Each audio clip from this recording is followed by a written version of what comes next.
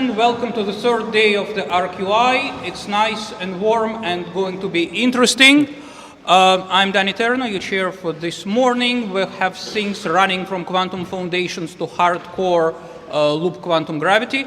Our first speaker for today is Paolo Perinotti from University of Pavia, and he will start with the foundations, quantum foundations and causality. I think therefore. Thank you, Daniel. And thanks the organizer for inviting me.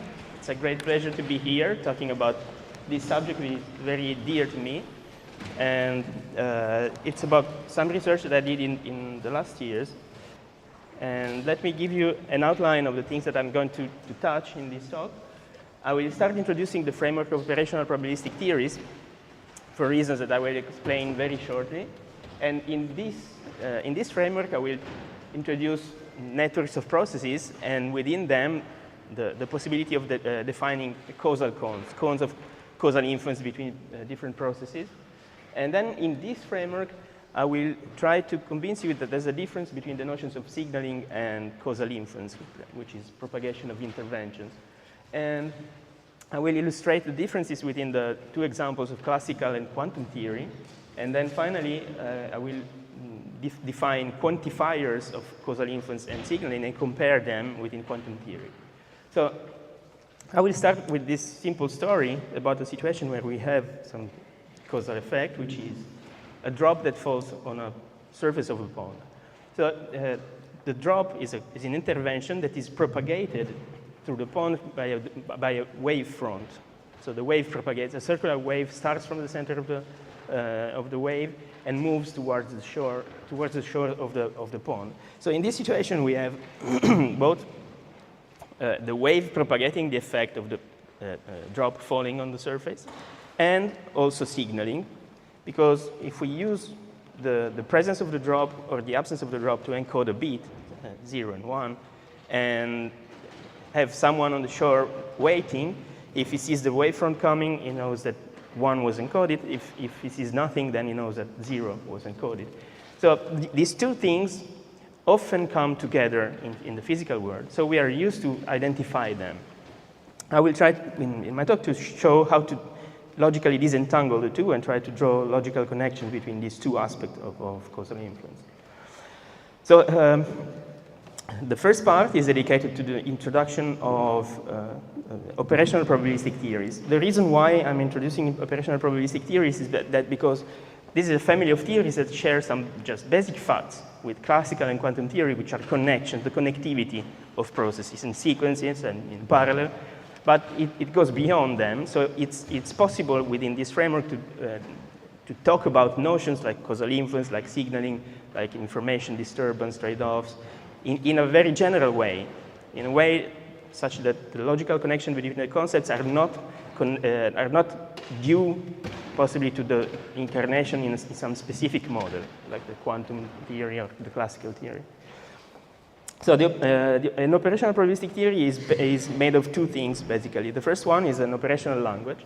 An operational language is a language that allows you to describe mathematically tests. So the basic notions are systems and tests. You have systems that we represent with wires, and tests that are represented by boxes. A test is a collection of possible events. And an example is in quantum theory, a quantum instrument. Okay? A collection of completely positive maps that represent the dynamics of the system, conditional on the fact that we read some outcome. And indeed, the events are labeled by some classical outcome. Every test has some input wire and output wire, and these are part of the rules by which we can compose circuits like the one that I drew there. We will use some ambiguity in the using of the boxes because they can represent either the full test or the single event.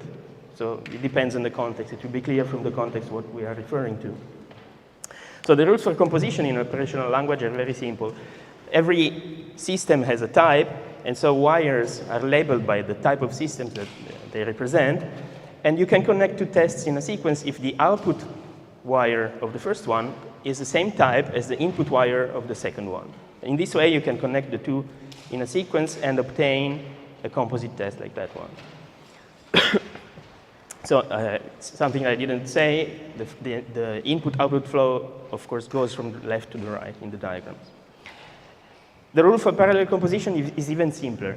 So suppose you have two systems like A and C. You can use them and make a composite system, AC.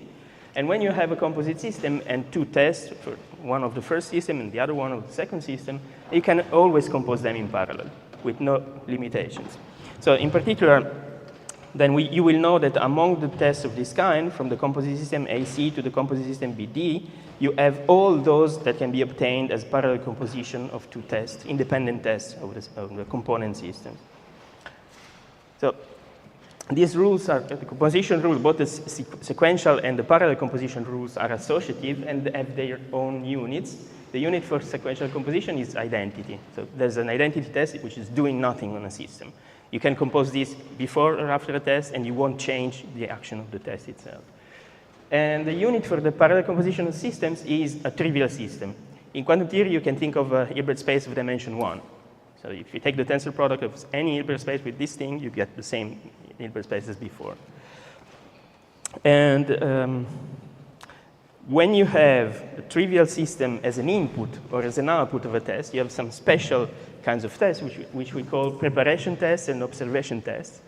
Preparation tests are just represented with this in this way, with no input wire, and observation tests with no output wires. So for example, observation tests in quantum theory would just be P of EMs, whereas preparation tests are like ensembles, collections of possible preparations with their own probabilities. So since we have an identity test, we can define a reversible event. A reversible event is one for which there exists another event which inverts it. So compose with it before or after, it gives the identity test. And there's a special reversible event which is the swap. So for every pair of systems, A and B, you have a swap which is an isomorphism from system AB to system BA. The swap has to just abide by this simple rule, which is a sliding property. So if you think of the wires of the swap as if they were real, it's clear that the identity tells you that the boxes can slide along the wires. So you see the blue one goes down, the red one goes up. So far, I described an operational language, which is simply descriptive. So you have your own mathematical model for tests, you have rules for composing them, and describe the composition of processes or experiments in a complex experiment, in a complex physical process. However, this thing has no predictive power, and the predictive power comes from the second important item that makes up an operational probabilistic theory, which is a probabilistic structure. This is imposed by requiring that tests of the trivial system are just probability distributions. So this seems to be simple, but it has important consequences. Because, for example, if you take a test like that one, which is a preparation followed by a measurement, this is clearly a test of the trivial system, which means that it's a joint probability distributions for the possible outcomes of the preparation and the observation. And this, for example, makes the states appear as functionals, real valued functionals on effects, and vice versa, which allows you to embed them naturally in some real vector space. We will assume generally that this is finite dimensional, but it's not necessary, maybe in infinite dimensional vector space. And transformations then act as linear maps. You can prove that they act as linear maps on states. So this framework was devised and used by myself with Giulio Chiribella and Mauro Dariano to frame an operational derivation of quantum theory, a formulation of quantum theory in terms of axioms that have an operational nature. So the idea is you start with this framework of possible theories, you require possibility or impossibility to do some specific information processing task, and these axioms single out exactly the mathematical structure of Hilbert spaces and completely positive maps and so on and so forth. But of course, like I said, it's a framework where you can think of theories which have a minimal structure. So the most general family of theories that abides by the structure that I described before. And then within this realm, you can start thinking of properties that a theory can have, like the possibility of signaling, causal influence, and start drawing the connection between these notions in a framework where you are independent of the specific model on which we are working. So the family of theories we are going to talk about today are causal theories. Quantum theory and classical theory are causal theories. And causal theories are, have a specific feature, which is the property of causality. I call this actually the stronger version of causality, strong causality, which is the requirement, the requirement that you can use information from a test to condition what to do next. So if for any choice of the first test, Ti, and for any choice of the tests S labeled by I, so you use this information to decide which test to do next, Sij, this composition is a legitimate test of the theory. This is a strong requirement and selects a very restricted family of theories, which are causal theories. And in causal theories, this property implies a weaker notion of causality, weak causality, which is the impossibility of signaling from the output towards input, which in technical terms means that you have a unique deterministic effect. Sorry, I don't know. Maybe I'm pointing, but you're not seeing what I'm pointing at.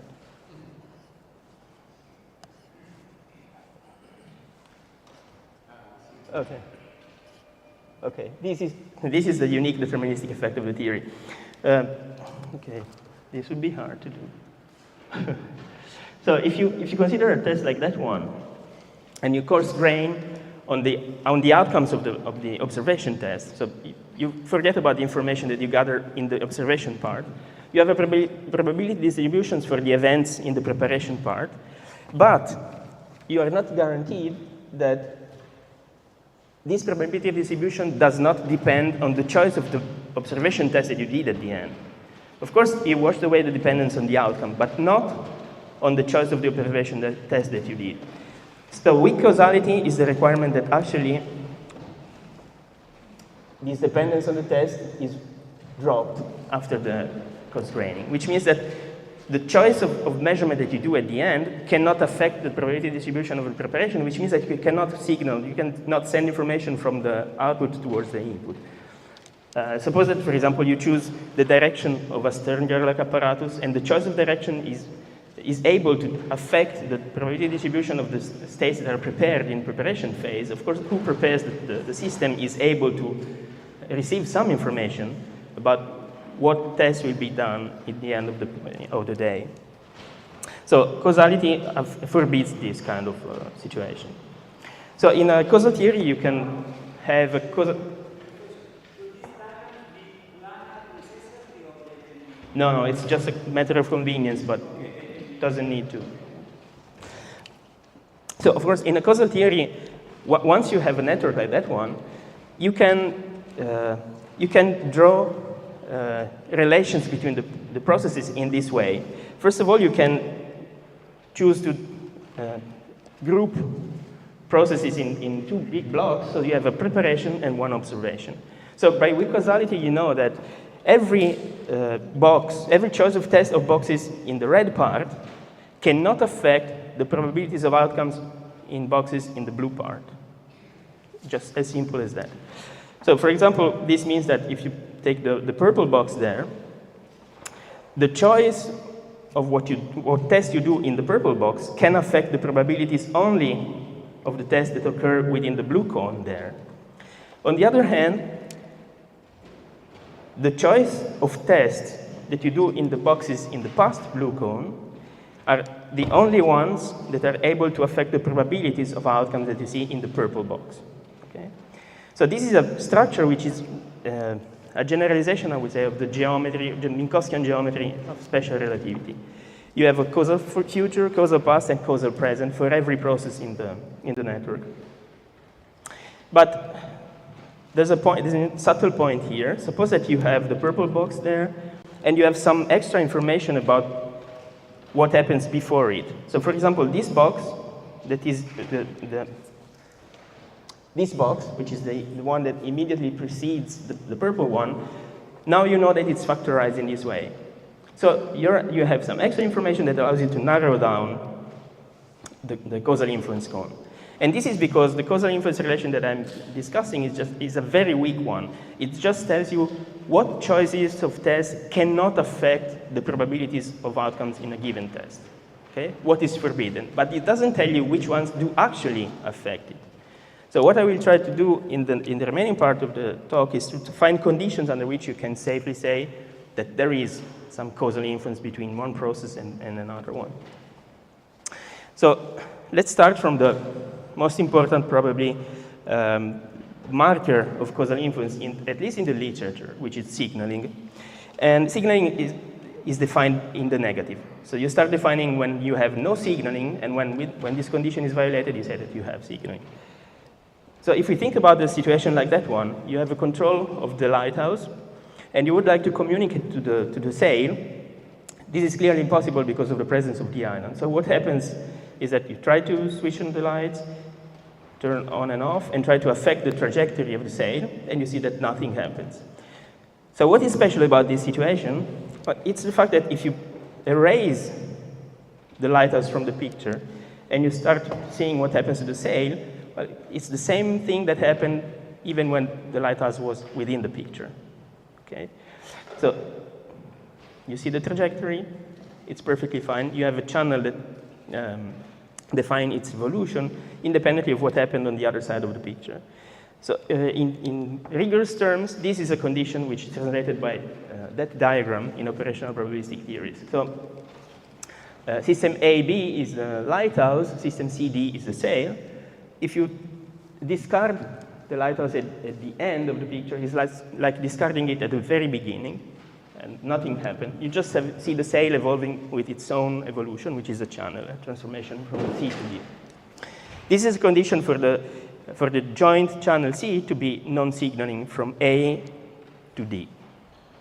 And we will denote this situation with this wiggled arrow, which is cancelled by a bar.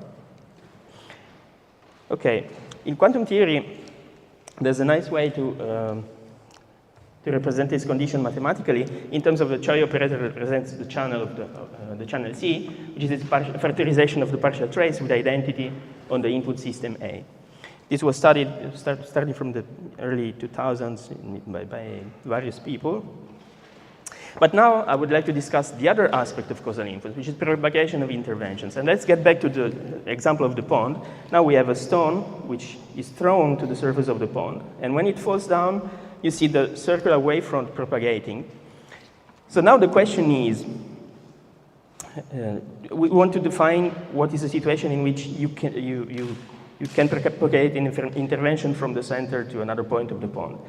So let's erase the source of the wave from the picture, and imagine that you are starting back from a flat pond, and you want to reproduce this pattern. So what are the points of the surface of the pond that you have to touch, whose level needs to be raised or lowered to reproduce the same pattern?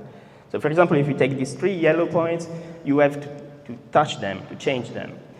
On the other hand, if you go very far and take the green point there, you have to do nothing on that one. So this is a way of saying that the intervention, the effect of the intervention has not been propagated to the green dot, because you have to do nothing to reproduce this pattern on the green dot. So also this idea can be turned into equations in the operational probabilistic theories language. And we start also in this case to define in the negative absence of causal influence. And this I will do in a rough fashion. I will give you the generalization in the next slide because I want just to discuss the basic aspects here. So the point is this one. First of all, we are considering now just reversible transformations. Otherwise, this definition has some problem. So we have a reversible transformation. We have the intervention, which is represented by the event A on system A.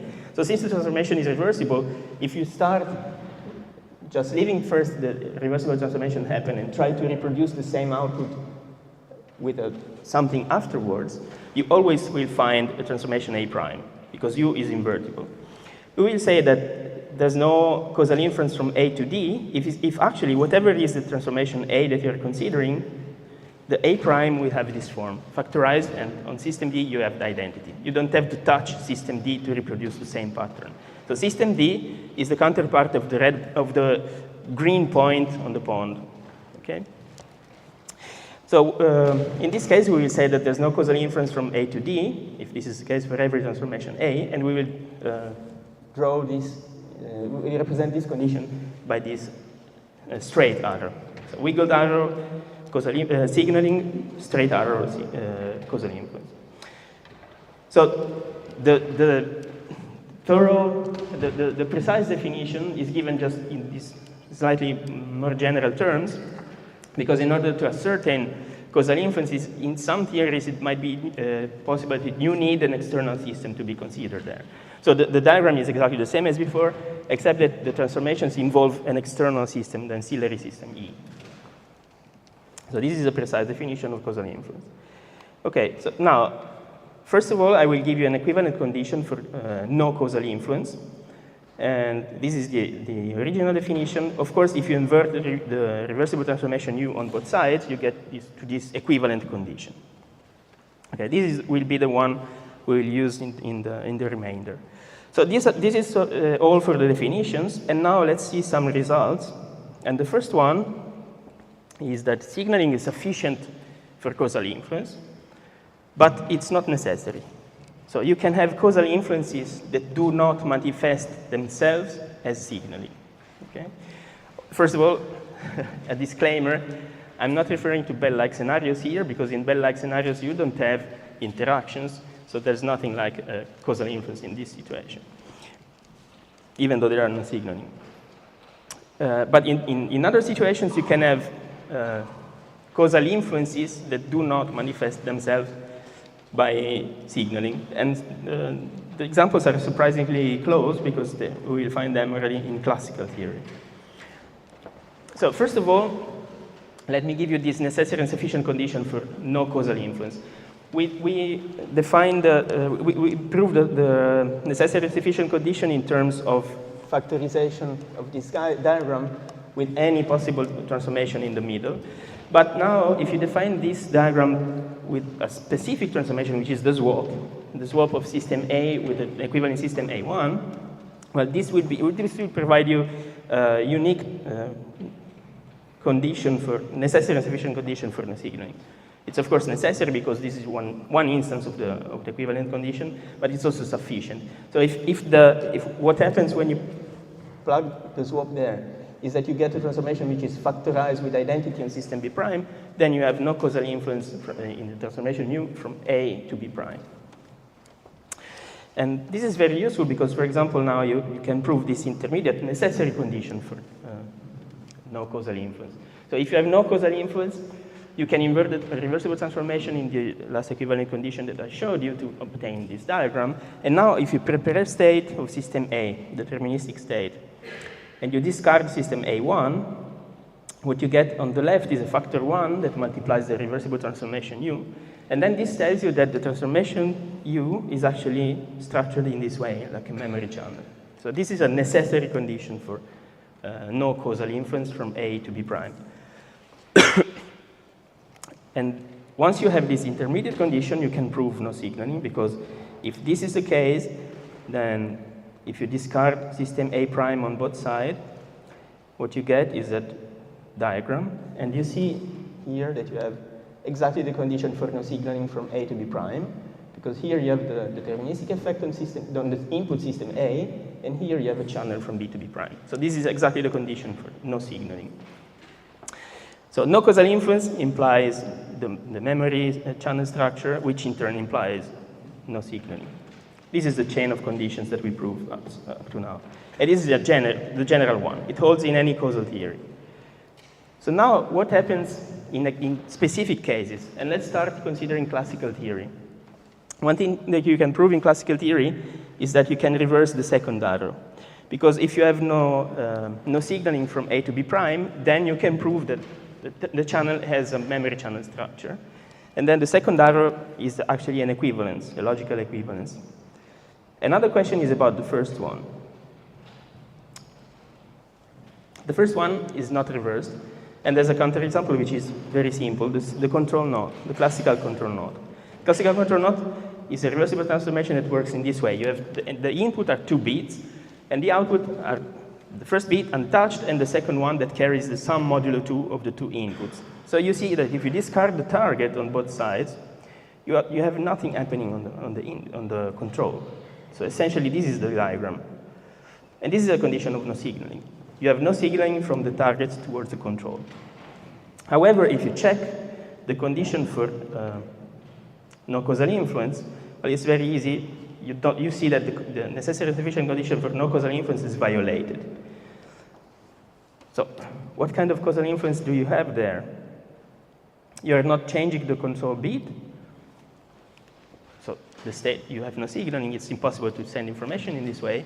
But we are correlating, with the C0, you can correlate the state of the control bit with some external system. So this is the kind of causal influence that you can have without signaling, creating correlations. So in classical theory, this is the chain of conditions, and the second arrow cannot be reversed, because the C0 provides a straightforward counterexample. What about quantum theory? So also in quantum theory, you can reverse the second arrow by a similar argument. So if you have a channel which is non-signaling from A to B prime, it has a memory channel structure. And then the chain becomes this one. You have an equivalence in the last bond. But what about the first implication? Well, also this one in quantum theory can be reversed. Actually, this comes from the fact that from this property. Suppose that you have a quantum instrument. When you sum it, you get a channel, and if you discard the subsystem C in the end, it's like discarding A in the first place and having identity on system B. Okay? This is the hypothesis. If this happens in quantum theory, you can prove that then every single transformation in your instrument is factorized in that way. So identity on system B. So if you have no effect on system B, then there must not be interaction. Okay? If in the end of the process you haven't changed the state of system B, then the actually alleged interaction between the two systems is factorized, and the second system just undergoes the identity transformation. This can be proved in a more general setting, just from the purification requirement. This is one of the postulates of quantum theory, which means that this result also holds in fermionic theory and real quantum theory, and many other theories. We can call it no interaction without disturbance. Okay. So if you have a real interaction, which is not a factorization like the one on the top right, then there must be some change in the state of system B in these theories.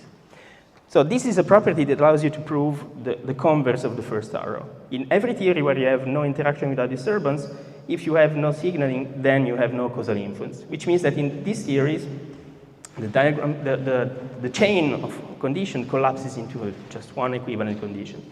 This means that in quantum theory, signaling is the only, can be thought of as the only witness of causal influence. It's sufficient to see signaling to have causal influence, and if you don't see signaling, you don't have any causal influence. So, and this is true not only for quantum theory, but in any theory with purification or with no interaction without disturbance. But now we deepen the analysis by introducing quantifiers of signaling and causal influence, in quantum theory in particular, in this way. So this is the condition for no signaling. So now you want to consider a channel which allows for signaling. And you ask yourself, what is the amount of signaling that your channel allows for? A way of evaluating this is measuring the distance from the no signaling condition. So what you do is to calculate this completely bounded norm and minimize versus the channel F. Okay? The channel that brings you closest to the no signaling condition is the one on which you evaluate the completely bounded norm, and that this distance gives you the amount of signaling of that channel. This is a very simple concept. And the same we do with causal influence. This is a necessary sufficient condition for no causal influence.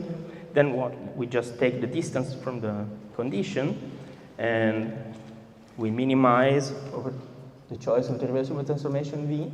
This minimum distance gives you the amount of causal influence of a channel. What you can prove in quantum theory, using continuity of the Stanford annihilation of channels, is this continuity bound. So, if you go to quantifiers, signaling is upper bounded by causal influence, which in turn is upper bounded by the square root of signaling. Okay? So if one of the two is small, also the other one will be small. And that's okay. If one is 0, the other one is 0, and vice versa. But the interesting part of the diagram that the inequality gives rise to is this one. Because as you see, you have a square root there, which means that the ratio of causal influence versus signaling can be arbitrarily large. Okay? So the question is this true? Is the bound tight, or is it loose?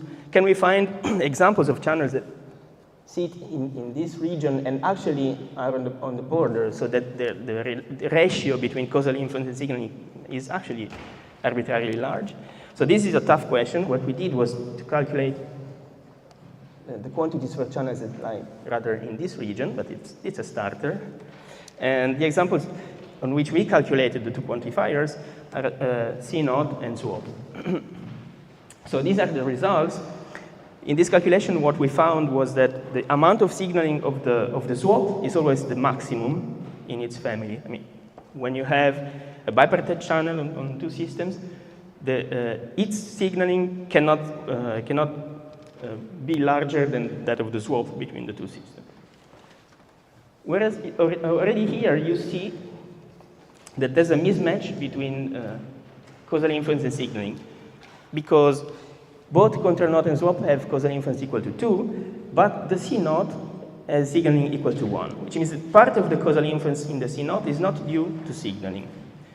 Swap is as signaling as it can be, but it cannot create correlations between the systems.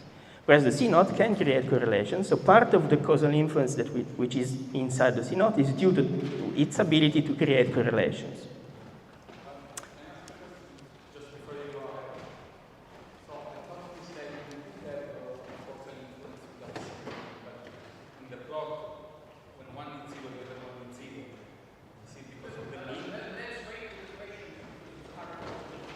Okay.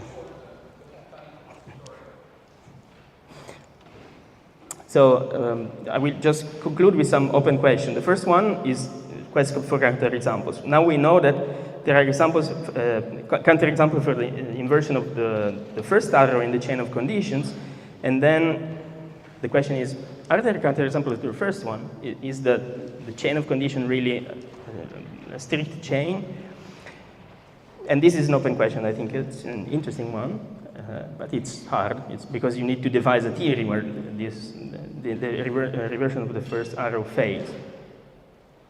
And then the last part is just the motivation. Why do I care about these notions?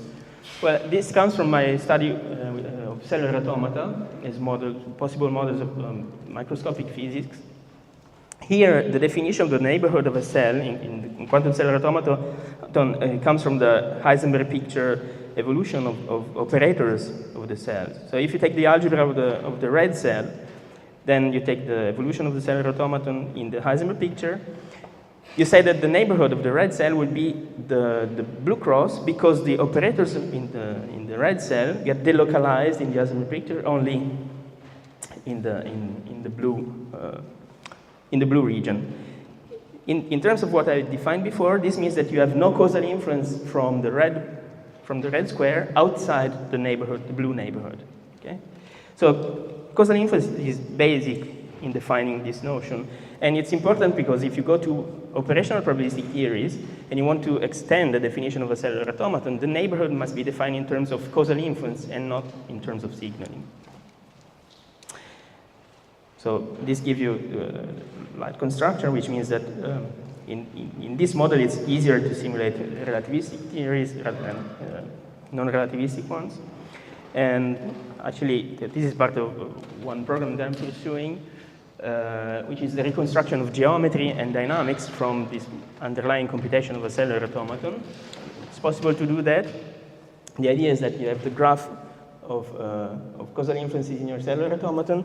This identifies essentially a unique geometry but it's not the playground for dynamics. It's embodied in the dynamics itself that emerges at a large scale.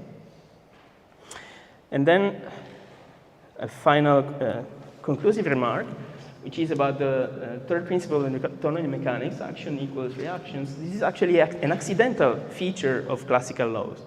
In classical theory, this is due to the translation invariance of the physical laws, but it's not a logical necessity, whereas due to the coincidence of no signaling and no causal influence, it's actually necessary in quantum theory. Okay, this was the last comment I wanted to make. Here, just a synopsis of my talk. Thank you for your attention.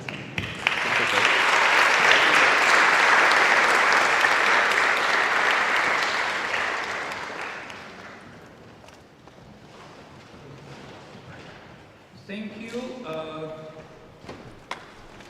It was a really interesting talk, especially how from simple things deep conclusions can be made. Now, questions, please. Fabio. Thank you, Paolo. Very nice presentation. So this no interaction without disturbance seems like a very natural and meaningful idea, and it's very interesting that it's satisfied in quantum theory and not in classical theory, and also that all these different notions of causality coincide there. Now, and I think you said this is a consequence of purification. I was wondering, will this be in the context of reconstructing, say, quantum theory? So, you have a lot of works on what are the basic axioms, and there are a lot of works, what are the basic axioms from which you reconstruct quantum theory. Will that be a replacement of purification? Will we be able to reconstruct quantum theory using just that notion? Thank you. No, I don't think so, because it's weaker. In purification, you have something more. So you can draw the consequences in this direction. But by the way, one thing that I didn't mention for reasons of time is that purification is not sufficient. You need some little extra gadgets to go from purification to this one. But for example, it's true in fermionic theory, in real quantum theory. I think it's true in possibly also in PR box world, even though you don't have purification, for example. One more question. Ed. I can bring it.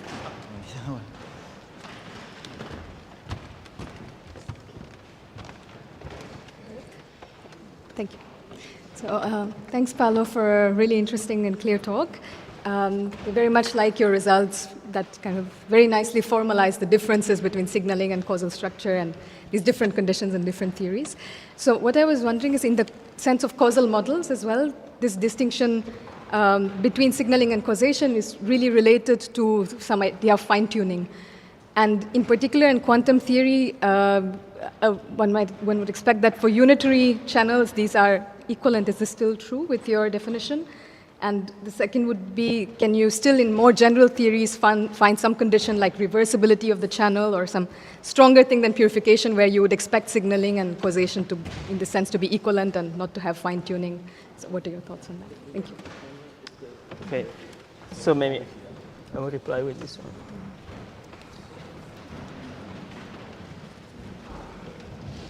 Come si accende?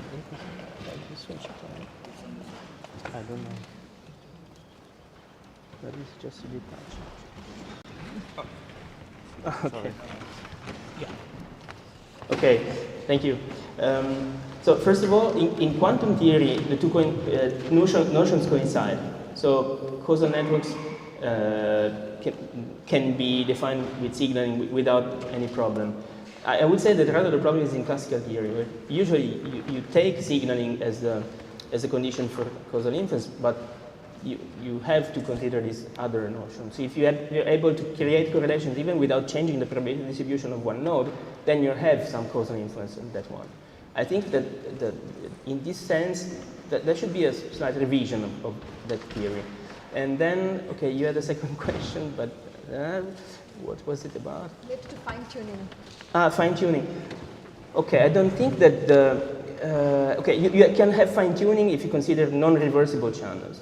because you can have a reversible dilation in quantum theory, and then it might, the possibility of having signaling or no signaling, causal influence or no causal influence can depend on the preparation of the ancillary system.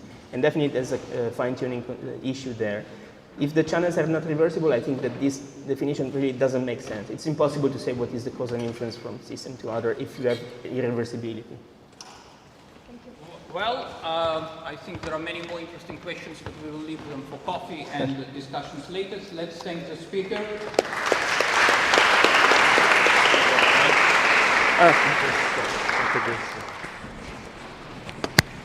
Thank you. Do you need a laser pointer? That would be nice.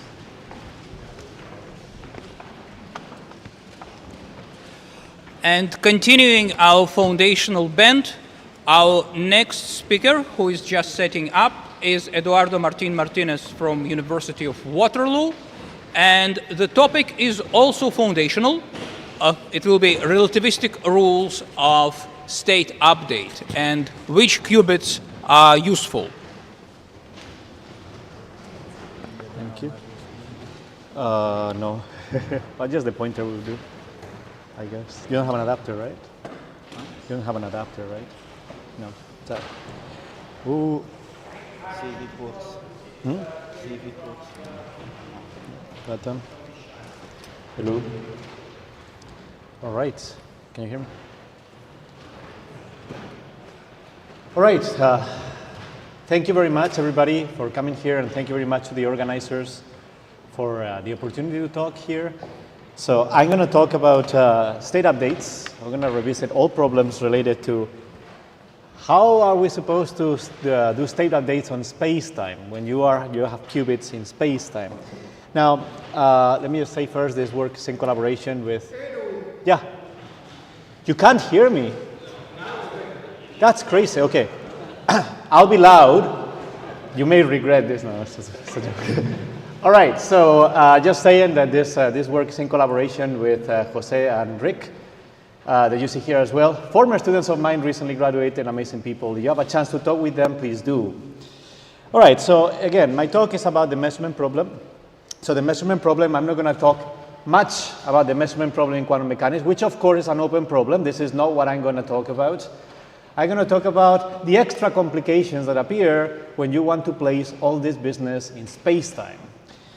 Now, let me give you a little bit of, before getting into what I want to talk, right, let me give you a little bit of an overview of some complications that appear when you want to do state updates. You see, state updates are useful because we want compatibility between sequence of experiments.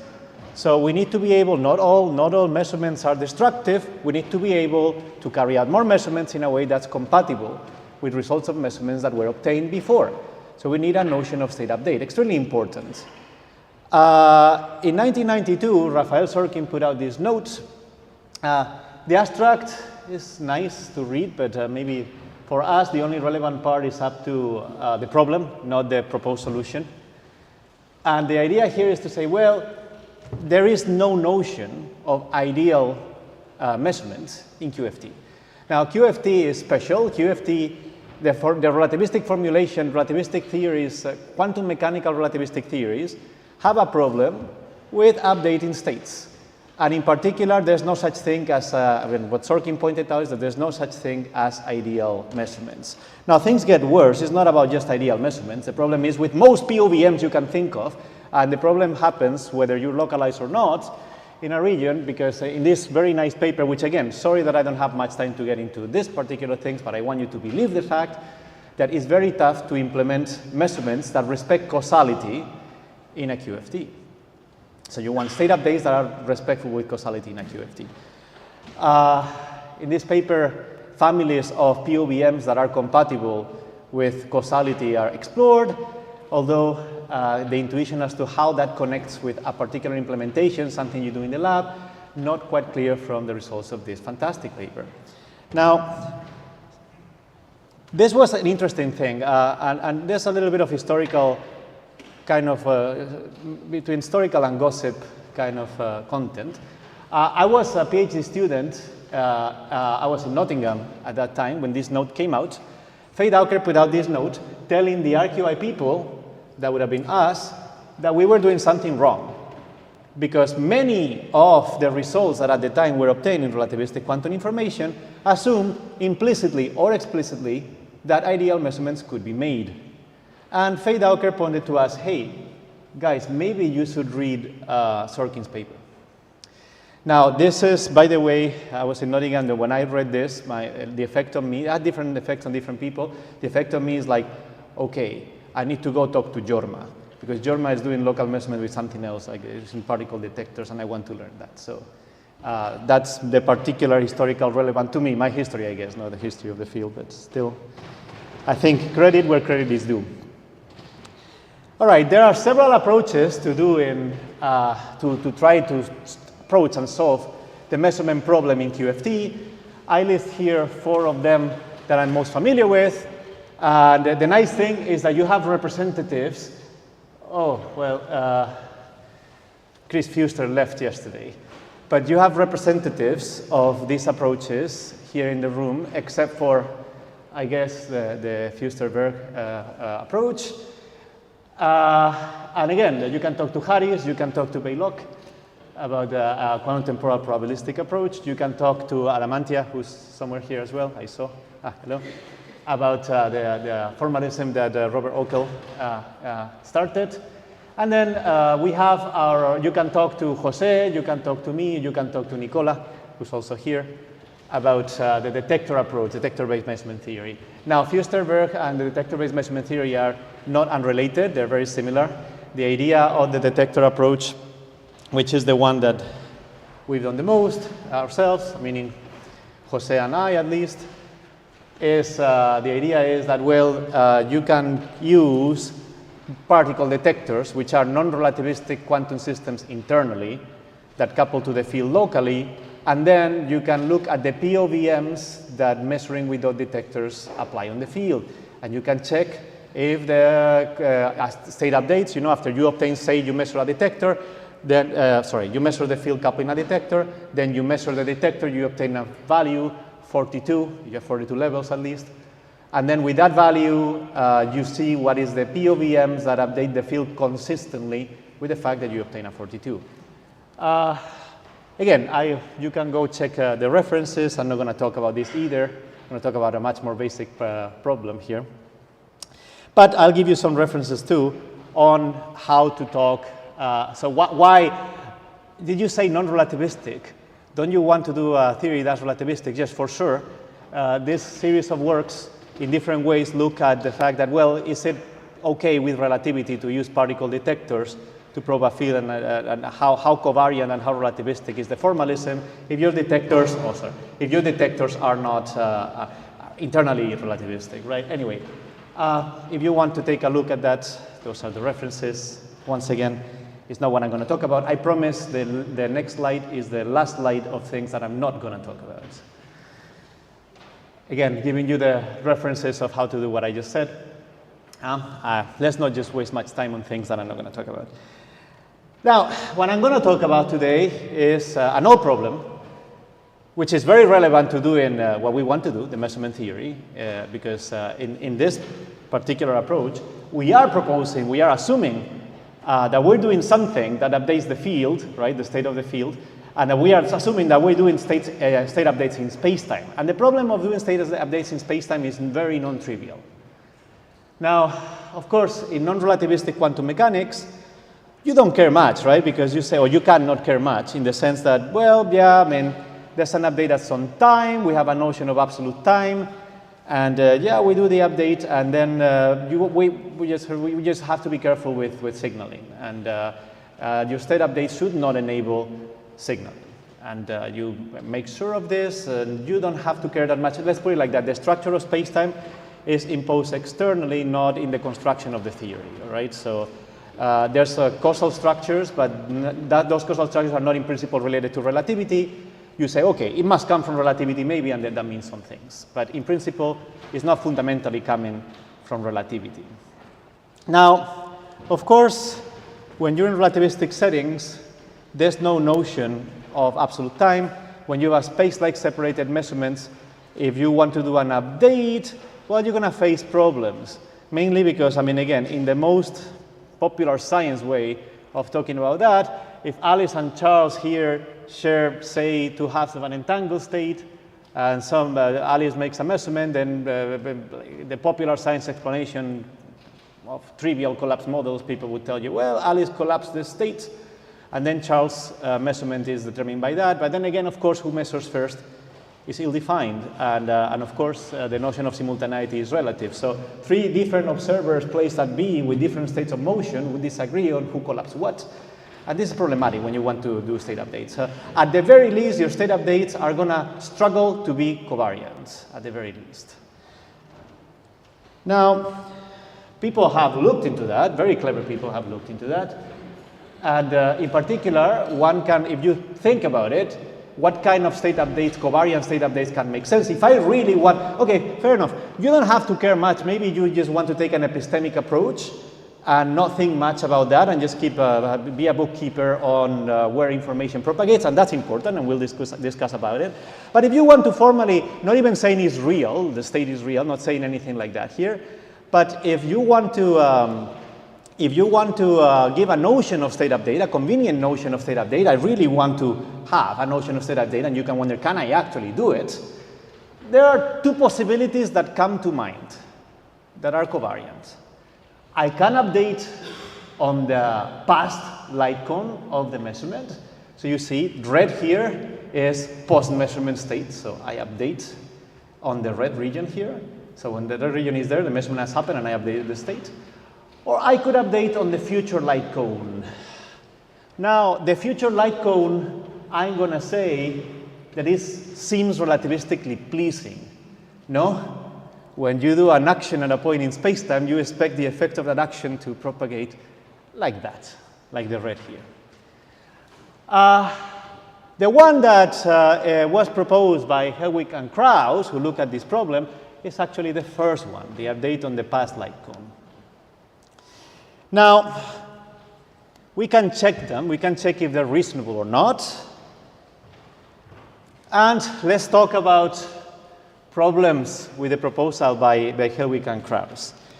Now, if you update along the past light cone, you're going to face an issue. And the issue is that, well, I can't really write a state, I can't write a density matrix that at the same time reproduces all the observable statistics and is foliation independent. And being foliation independent is important. That's what I mean when I say it's covariant. It means that there's no privileged reference frame or weighted system of coordinates that splits the difference between space and time in which the measurement makes more sense than in others. Now, there are several arguments given. Oops. But let me give you Let me give you one of them, which is very graphical and very easy to explain, which is the argument about charge conservation. So Haronov and Albert say, well, what if we consider an electron, right? Say that you have an electron initially, spatially delocalized, equally distributed between these 2 distant regions, right? Why is it not? Maybe it's off, sorry. Yeah, there we go. Right, so here in the far past, say that you're in the far past, right? So you have a superposition, right, of the electron being localized around half of it, localized around the word line of XA, of Alice, sorry, and the second one localized around the word line of Bob.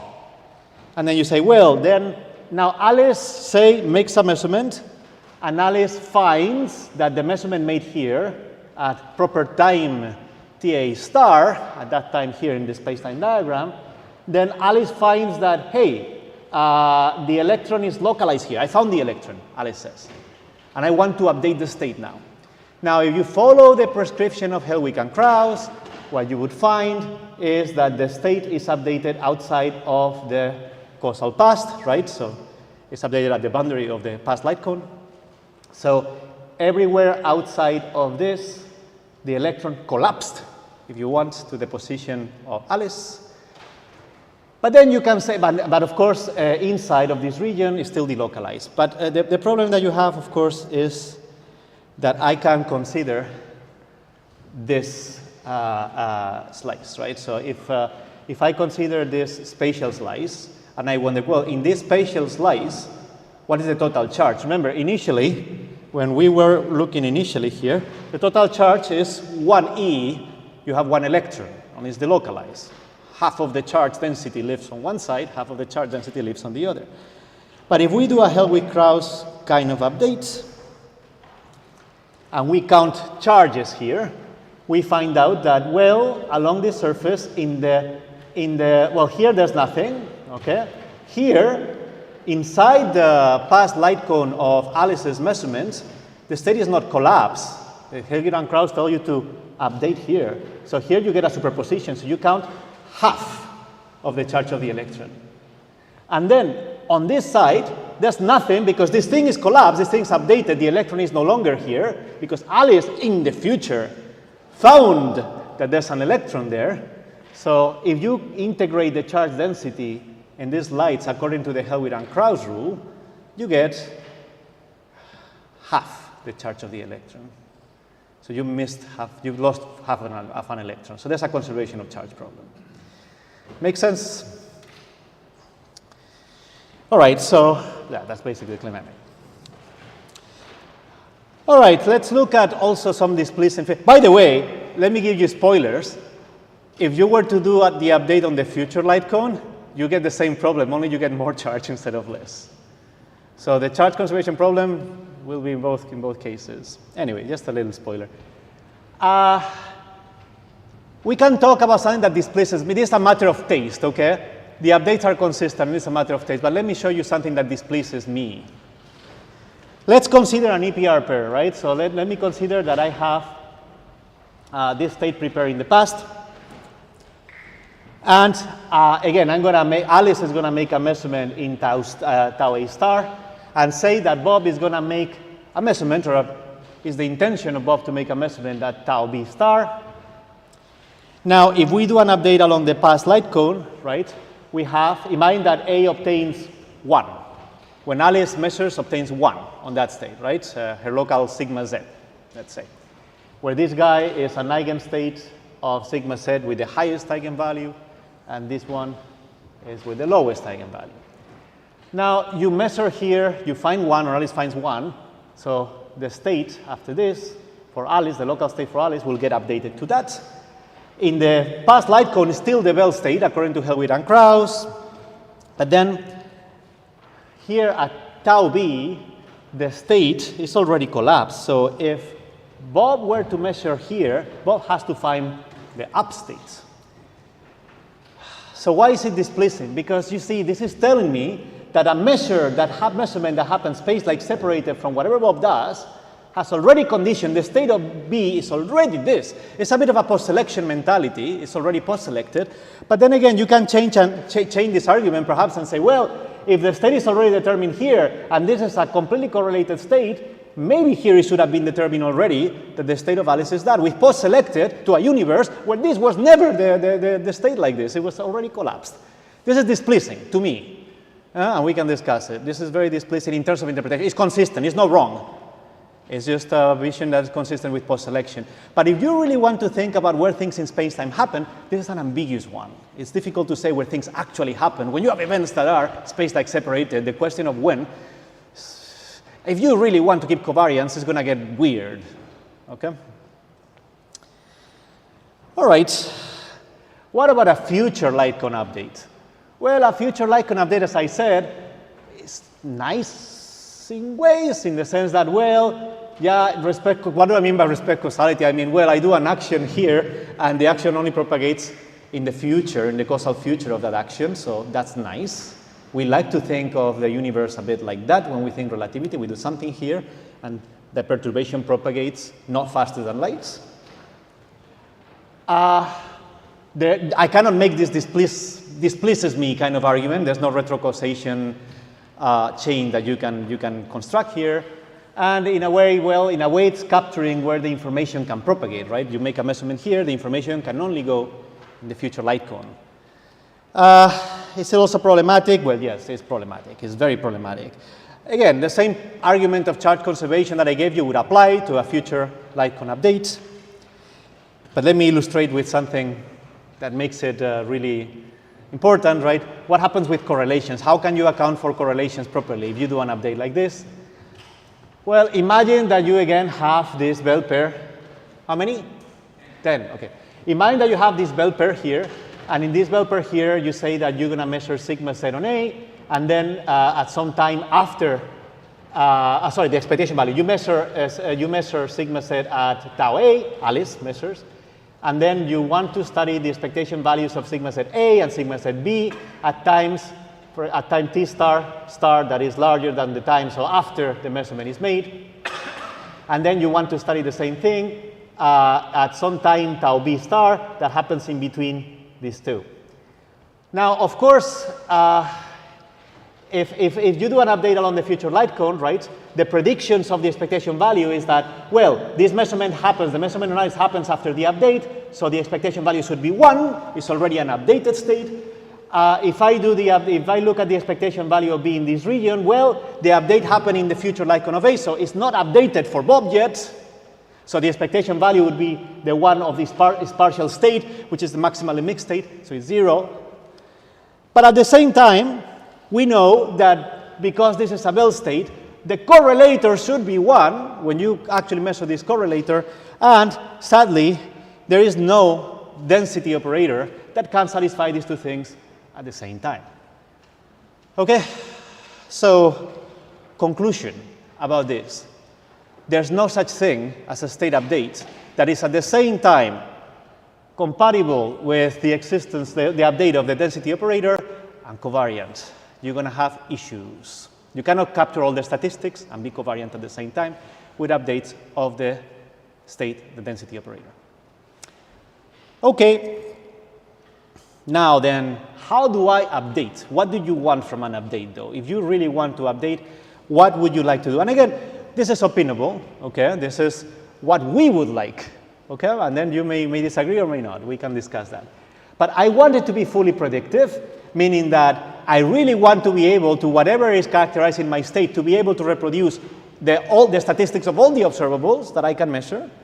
But I also want it to be causal. And what do I mean by causal? So if we want to do a state update, we imagine that that state update, in the end, is just an effective representation of some dynamical process. Someone is measuring something with some sort of machine. It's doing something dynamical, and effectively, the effect would be the state update, but there's a process, possibly open, that is doing this. So there's some dynamics to it, in a way. So I want it to be, well, if I think of the measurement as a perturbation on the state, if the measurement perturbs the state locally, the propagation of the perturbation should be causal, in the philosophy of the future light cone update, if you want. I also need that the propagation of the information gathered from measurements is constrained to the causal structure of spacetime. You cannot send the information of the measurement outside of the future light cone of the measurement. And then let me introduce, in the few minutes that I have, let me introduce what we call the polyperspective formalism, will become evident why we call it that.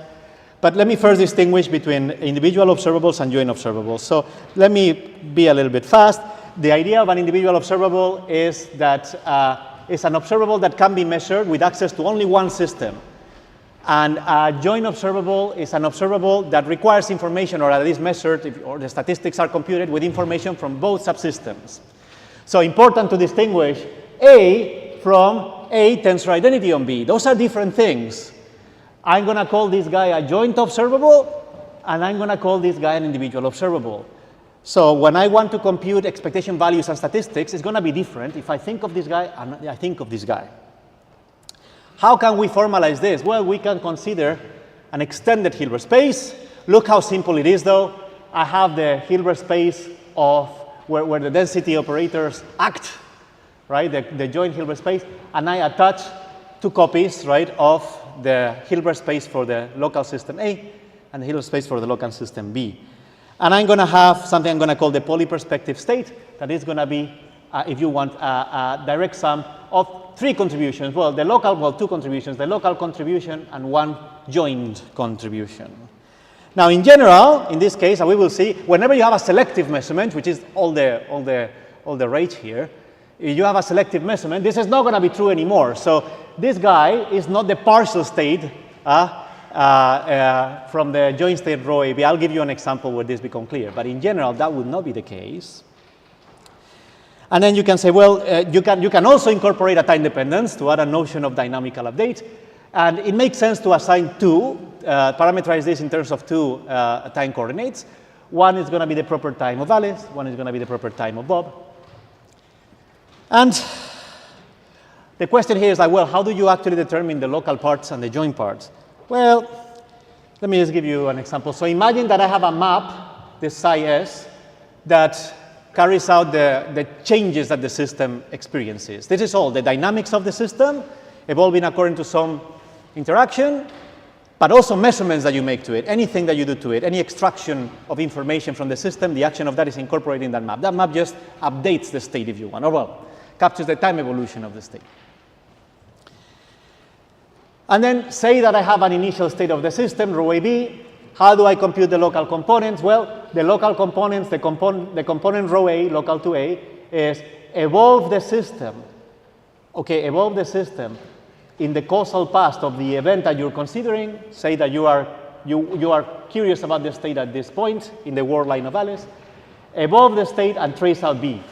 And same for B, evolve the state and trace out A. And for the joint state, for the part that captures the statistics of the non-local observables, you evolve in the joint region of the, evolve on the two past, you evolve the past of both systems. Now, of course, again, this guy is going to be used to compute the statistics of the local observables. This guy is going to be used to compute the statistics of the non-local observables. And an example could, 5, perfect. An example could come here.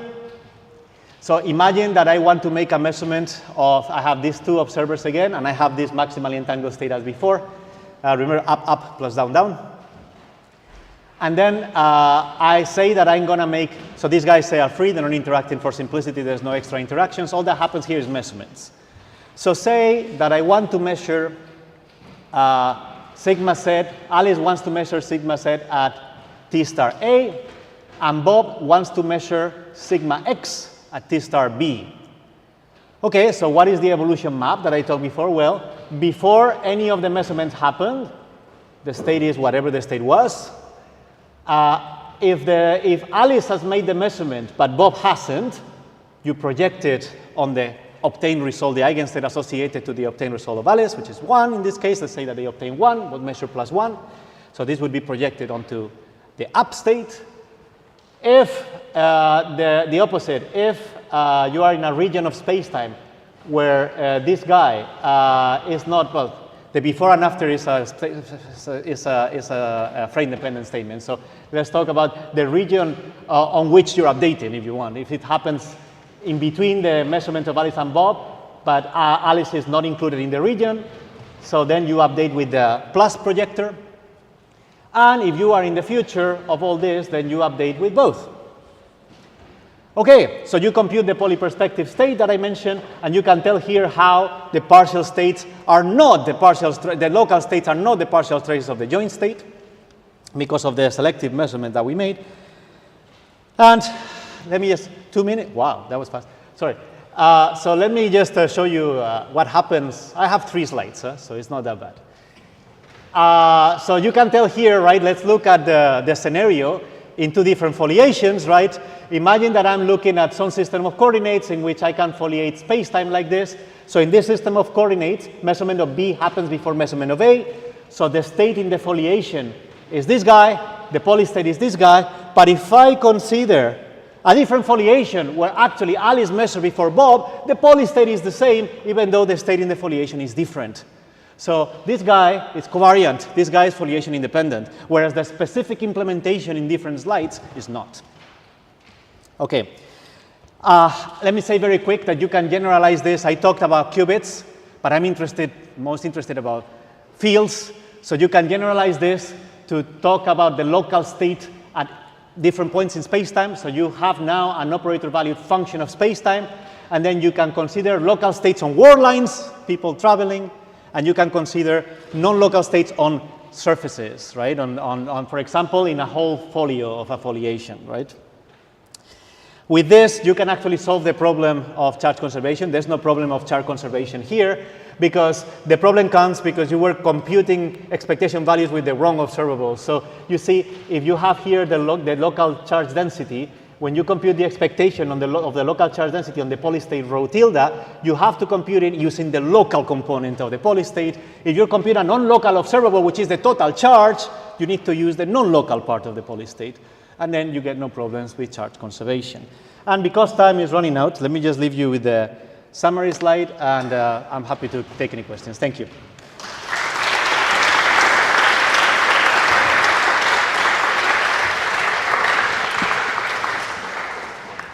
Ladies and gentlemen, I'm going to abuse my power as a chair, and there will be no questions until the coffee.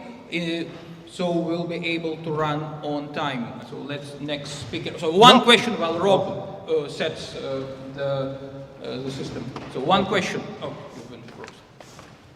That's crazy. Okay, my question is, in principle, you can, as far as I know, resolve this issue of non-existence of the joint density matrix by simply assuming that there is only one observer in the universe, right? Oh, yeah. So that everybody has, so that only Alice can measure things, and everything else is just entangling, right? So the part of your quantum system. I mean, that would be an alternative point of view to this one. So it would be difficult. So there are some things that would be very difficult to do there. I agree with you, for sure. There are several ways you can resolve this. One is that one.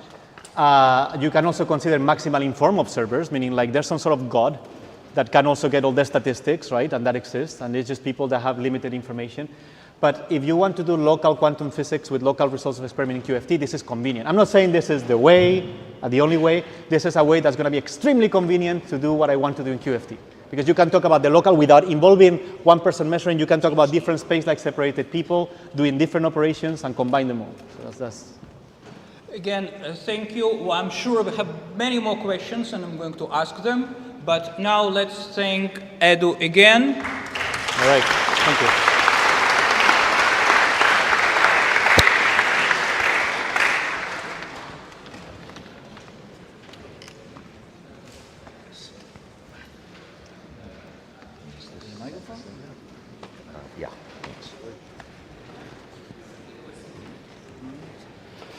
And our next speaker is also from University of Waterloo, Rob Mann. Thanks.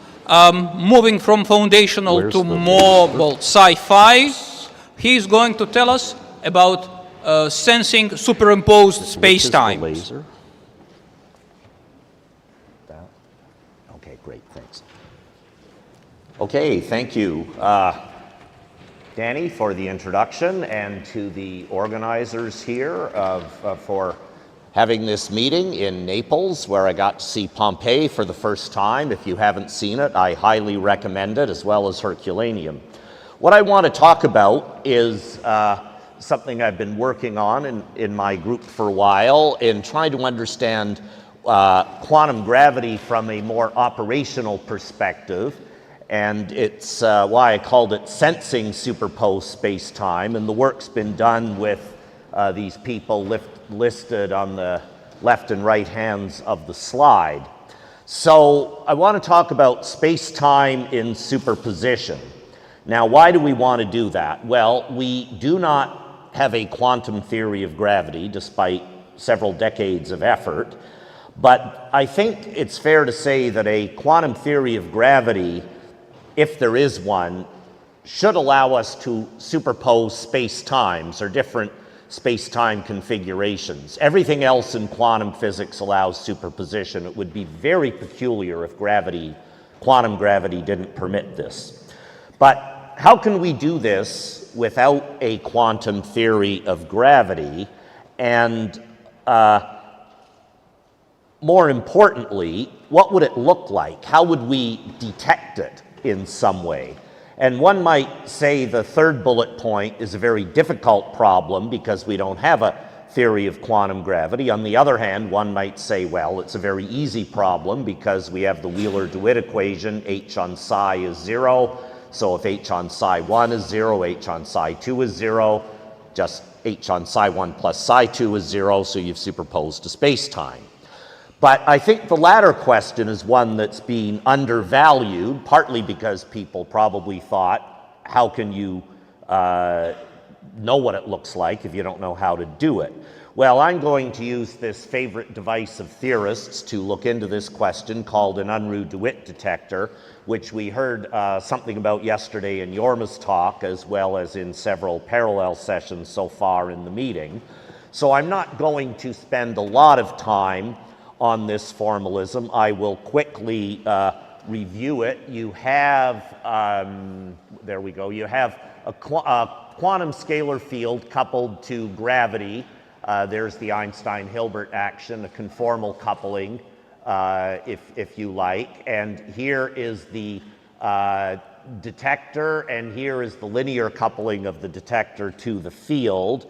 And that linear coupling, all the interesting physics is in this interaction term, which consists of a raising operator and a lowering operator acting on the field, along with some kind of function that allows you to turn the detector on and off. Often we use a Gaussian to do this, but you don't have to. You can use whatever switching function you like. And the raising and lowering operators I've listed there on the right. So what one generally does in this formalism is begin with some initial state of the detector and of the quantum fields, or more than one of them if you have it. And then you unitarily evolve this in the interaction picture to get a final state, rho f. And then, since we're interested in what the detector tells us, we trace over the field, somewhat analogous to the way that if I want to know the temperature of the ocean, I stick a thermometer in, wait a while, and pull it out. That's the only way I can really know about the temperature of the ocean. I can jump in, of course, and feel it, but that's just another way of saying my body is the thermometer. So if you have just one detector, the density matrix takes on this form. If you have two detectors, it takes on that form. So the first one is what people use to compute the response of the detector, how it will respond to whatever's going on with the quantum field in the curved space-time. The other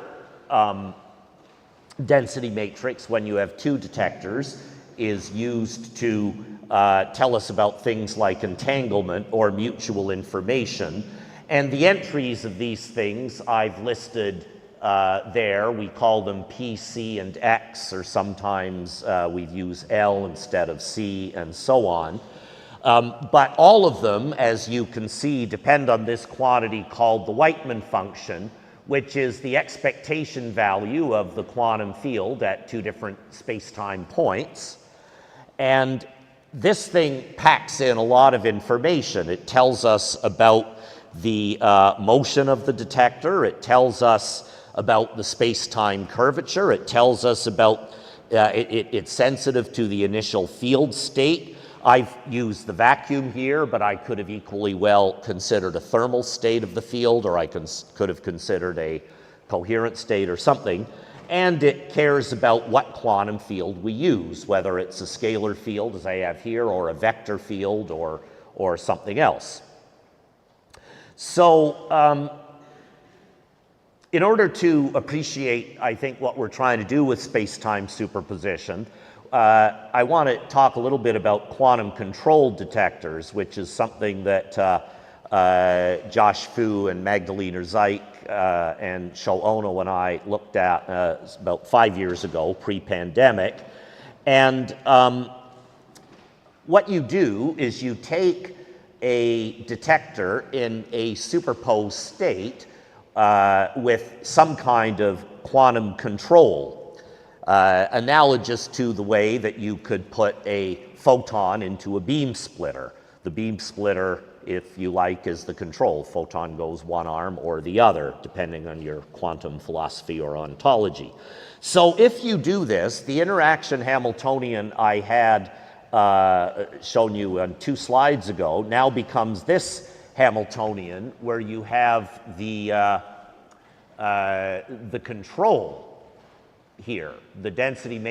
matrix of the control. So in other words, you now have the behavior of the interaction along each branch of the superposition.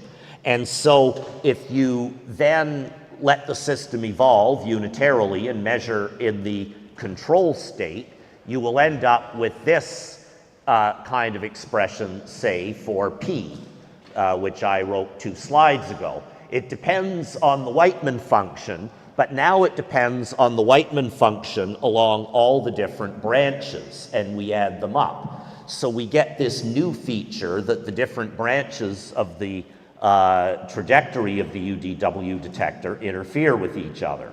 So you might say, well, so what? Well, the so what is that this situation allows us to gain information about the field and about the system that otherwise would not be available, or at least not available in the same way. So we've considered this in a number of examples. I'm just going to show you one, and that was a comparison between a UDW detector in superposition in a thermal bath and that same detector in superposition in a de Sitter space at the same temperature. Now, what you find, or what we found when you do this, is there is a measurable, small but measurable difference between the response in the thermal case and the response in the de Sitter case, even though they are at the same temperature. And this is a plot of the difference between these functions as a function of the proper separation between the detectors and the energy gap, omega, of the detectors. And it's a lot here for small separation and gap. It gets weaker way out here, but the point is that it's not identical. Those of you that are aware of or remember the Gibbons and Hawking paper will note that a single detector cannot distinguish between these two possibilities. You cannot know with one detector, if you wake up one day and you feel hot, if you've been put in a thermal oven, or if aliens have captured you and put you in a de Sitter space. There's no way of knowing. Now, there was work by Versteeg and Menikuchi about 15 years ago that showed that 2 detectors actually can distinguish the difference because of their entanglement properties. What this shows, as we had in this paper, is that a single superposed detector can also distinguish between these possibilities. They also, superposed detectors also amplify harvested entanglement, as we pointed out in this paper here. So we considered a pair of detectors, A and B, separated by some proper length L in de Sitter space at some initial time, and they had separations LS, we kept them identical just for simplicity, on the superposed branches. So here is detector A in superposition along these trajectories, and B in superposition along these trajectories. And the P function, the response function that I showed you, cares about, as you can see, this is the expression, it cares about the superposition separation, whereas the quantity M that knows about non-local correlations cares about this parameter LM, which is the separation of the detectors. And what you find is the following. If there is, maybe I should put that up as well. If there were no superposition, then for, oops, I went backwards. I didn't know this would work. Well, that's convenient. There we go. Okay, so if there were, we've considered several different values of this width of the switching function relative to the ADS length L, or sorry, the de Sitter length L. And for these two, A and B, if there were no superposition, then the concurrence, which is this quantity here, would be constant. But we can see that the superposed case gives much larger concurrence than would otherwise be the case. C and D would have no concurrence at all, yet we get some concurrence in the superposed case. So the point is that the concurrence monotonically increases with the superposition distance, and the entangling term is identical for both superposed and non-superposed trajectories. The amplification comes because of this P term here that cares about LS. It's the interference of the branches with each other that gives rise to this effect. So then we looked at this situation in de Sitter space in a bit more detail, and what we found, based on quantum reference framework, as given in a number of papers here. Here's one of the more recent ones. But the point is basically that superpositions of a stationary detector trajectories in one space-time is formally equivalent to a single detector in a superposition of diffeomorphic space-times. That's actually not too hard to understand. If I have trajectory one here, they're separate, but if I carry out a quantum reference frame transformation to put them on top of each other, that's like having two different Minkowski spaces in superposition. So we could do this all the time if we wanted to. We just don't bother because it's more convenient, more straightforward to think of a superposed trajectory in a single Minkowski space. So it works like this. We have an initial state, let's say the ground state of the detector, the vacuum state of de Sitter space, and the detector is along trajectory xi, or xi plus L, which we can rewrite as the trajectory xi, g, and the vacuum multiplied by this operator that's the identity plus a translation operator along the direction L. And then you can take the evolution, and what you find, of course, is you can have different unitary evolutions along the first trajectory or along the second one. And because this is a direct product, I can switch these around, and then I can regard this state at the bottom as a superposed version of de Sitter space. But of course, they would be diffeomorphic. So here are two examples. The one on the left is where we have the de Sitter hyperboloid, and we simply place the detector along a trajectory at one angle theta 1 or another angle theta 2 along the hyperboloid. Well, that's equivalent to taking just one detector and imagining it's in a de Sitter space that is this linear combination of hyperboloid one way and hyperboloid rotated another way. So far, so good. But then what we thought we'd consider is, well, what if the hyperboloids are not the same? What if they have different de Sitter lengths, or in other words, different curvatures? These are not diffeomorphic to each other. Now, this doesn't follow directly from the quantum reference frame formalism, but we considered it anyway.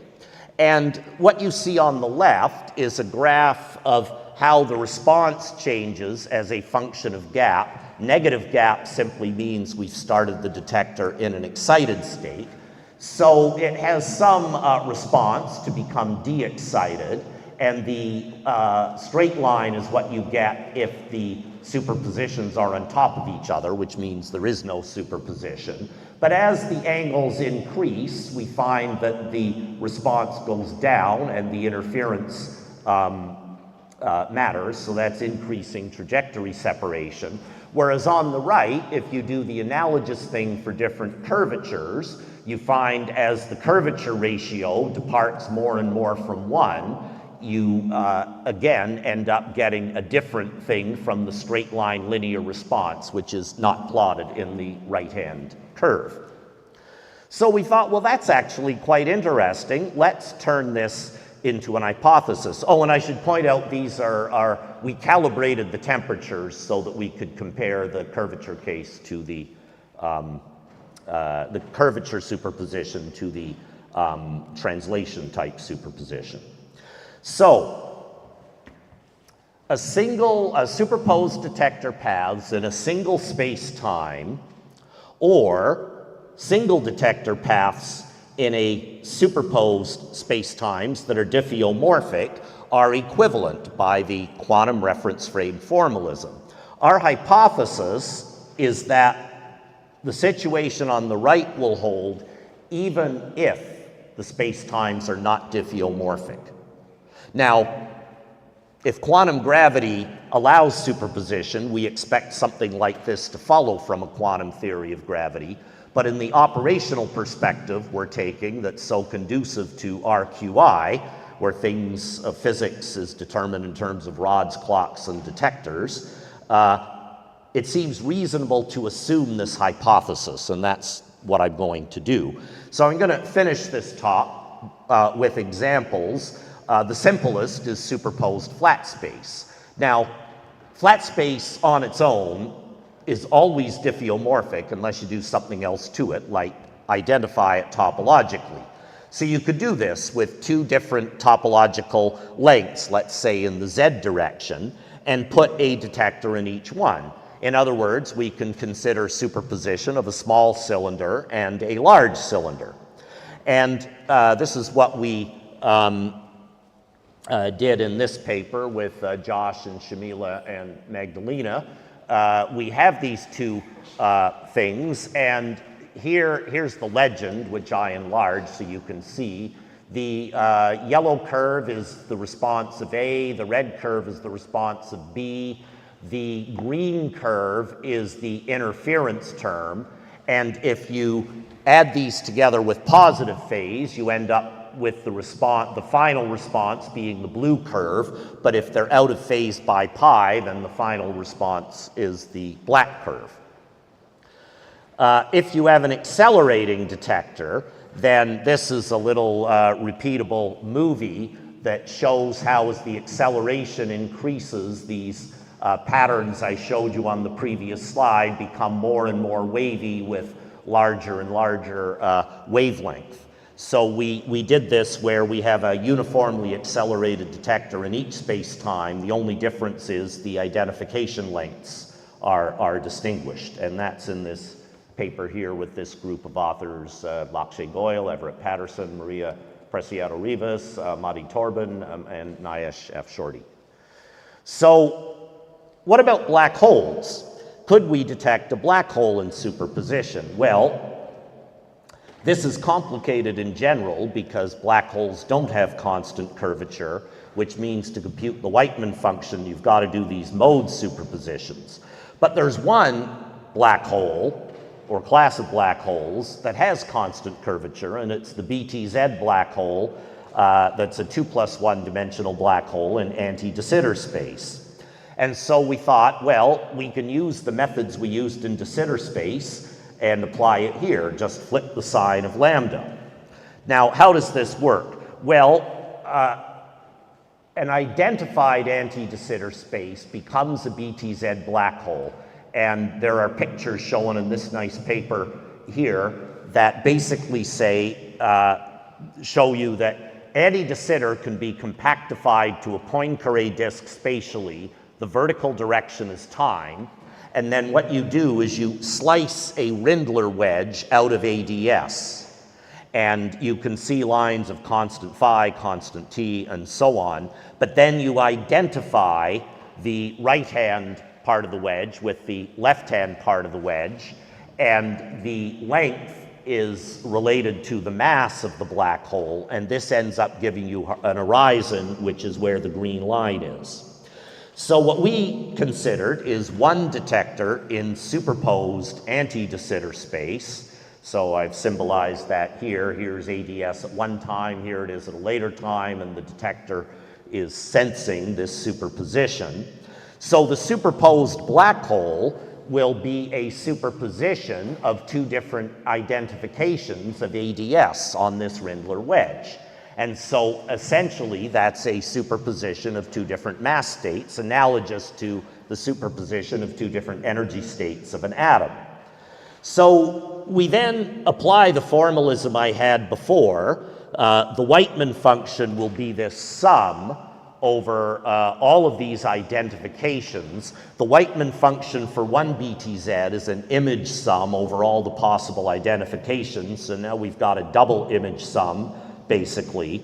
But what I want to do is show the result of applying this formalism, and that is that we get this wavy pattern punctuated by spikes. Up here is we have a plus means a superposition in phase, minus means pi out of phase, and this is a superposition plus pi plus I, this one is with minus I. We get in each case these patterns punctuated by spikes at rational values of root MB over MA, which is consistent, or reminiscent, maybe I should say, of Bekenstein's mass quantization conjecture for black holes. They're spiking when the values of the masses are in integer relation, or rational number relation. And we've looked at this more recently for rotating black holes, which can also be done. It's a somewhat more complicated problem, and we have a number of different results in that paper. But here is one that basically plots the response, as I showed earlier, as a function of the ratio of the outer horizon of B to the outer horizon of A, and we again get these same spikes for different values of the energy gaps, and they are occurring at rational values of these horizon radii, which become the square root of MB over MA in the case there is no rotation. We have a number of other results in this paper as well, but I don't have time to show them all. Yeah, okay, that's good. In fact, so let me show one last example that is work in progress, and that's the superposition of a cosmic string, which is the space-time around a cosmic string is flat space with some deficit angle. So there's a conical deficit around the string. The space is locally flat, but if you shone light near the string, it would bend in one direction or bend in the other, depending on which side you shone it on. So this is work with Enrique Arias, Willie Chinga, I forgot a slash in there, Shoshana Govan and me. And so what we want to do is the same kind of thing I showed you. We want to take a superposition of two different kinds of cosmic strings, represented by these two different colors. And the one that we're going to focus on is called a topological cosmic string, which basically is a cosmic string where the deficit angle is 2 pi divided by an integer. And the reason for that is the Whiteman function becomes much simpler to calculate, as Jorma fully knows, nodding his head. So what we do is we superpose these things, analogous to what we did for the black hole, with two different integer values. So you have these two different deficit angles. And these are preliminary results. As I say, this is work in progress, but the upper diagram is what we get if we do not superpose the strings. We put them in we just take a mixture of the density matrices, and the bottom is where we do it. We've considered n equals 2 for one string, and then we vary the integer m for the other string, and as I say, this is preliminary work, but it does demonstrate that the patterns are markedly different between the superposed case and the classical mixture case. So I'm going to close off. I've only got a couple of minutes left with some open issues. First of all, one would like to do other examples. The more the better, I think, to understand this. It would be great to look at situations where the curvature weren't constant, or dynamics, shell collapse, or something Vaija, something like that. What is the Hilbert space of this situation? Chincha talked a little bit about work on this yesterday. What is the basis of space-time states? How do we handle all of this? What if the states that we think are orthogonal, maybe they're really not. What is the role of the vacuum? Do different spacetimes necessarily force different quantum vacua? And if so, how does that work? What about entanglement in space-time superposition? What about mutual information? Are there connections with other quantum gravity approaches? And could we ever imagine doing experiments on these things? There is some work on that that I've listed in that reference there. So I see Danny standing up, so I'm not going to read these out to you. I'll stop here and thank you for your attention.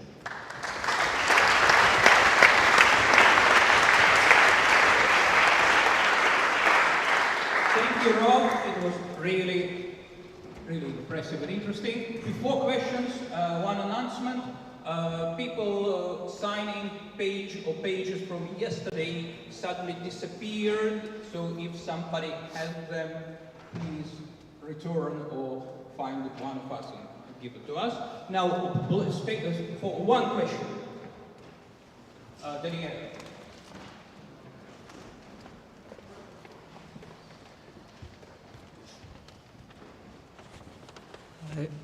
Thanks for the talk, first of all. What does superposition on non-diffeomorphic spacetime correspond to on the reference frame or detector side? Is it a superposition of two detectors not related by isometry of the flat space in which they are defined? So you're asking, what does it mean to go backwards if I combine them? So the answer is, I don't know. I don't know if this can be accommodated in the QRF formalism. If it could be, we'd learn the answer to your question. So what we're saying is we have an equivalence between diffeomorphic and superposed paths. And all we're guessing, if you like, or hypothesizing is that if they're not diffeomorphic, the QRF formalism still works on the one side. Can it go to the other side? I do not know. I haven't explored that question, but there might be people in the room that could conjecture what will happen. Or maybe they already know. I mean, the reason why they are diffeomorphic spacetimes is because on the reference frame side, you can relate the two frames by a particular coordinate transformation. Yeah, that's right. So I would expect that if they're not diffeomorphic, then well, you can't. I mean, for example, for two de Sitter lengths, they're different solutions to Einstein's equations, so you cannot relate them by a coordinate transformation. That's the whole point. And I think here we should stop. Thank the speaker again.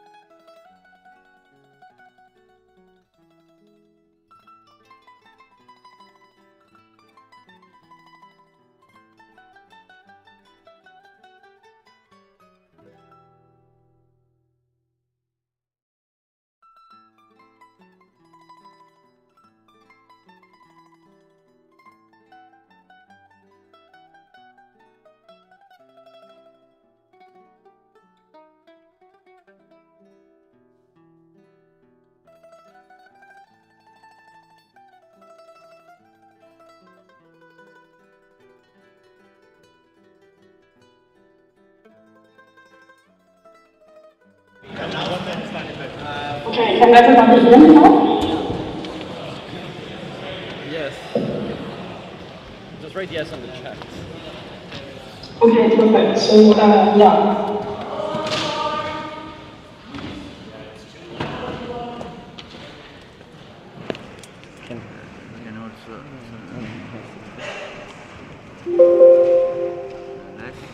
Because I cannot hear that noise.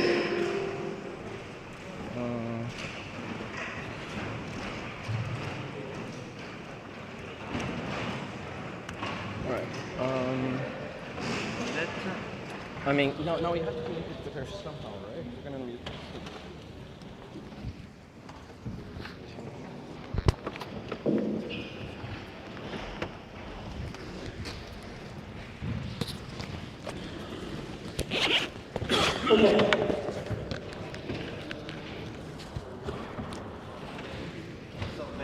Then I will just start. Thanks a lot for the invitation to speak here and the opportunity to present this work. So I will talk about gravitational-induced incoherence from the perspective of I would say, any quantum gravity approach, and therefore in particular loop quantum gravity. And if we come from the perspective of loop quantum gravity, two things are interesting from my point of view. On the one hand, if we quantize such open quantum models in order to describe models for gravitational-induced decoherence, one specific aspect in loop quantum gravity is that we use a different quantization than the usual Schrödinger or Fock quantization. And secondly, when we consider physical implications of loop quantum gravity, where we apply this quantization to general relativity, often we go in the direction of cosmology in the context of loop quantum cosmology or quantum black holes. And considering models of gravitational-induced decoherence, in a sense, is an opportunity to access a different sector of gravity or quantum gravity in general. You don't have to have a perspective from loop quantum gravity to find this interesting. There are also other talks on this conference on gravitational decoherence. For instance, there is one by Hin-Tong Xu on Thursday morning.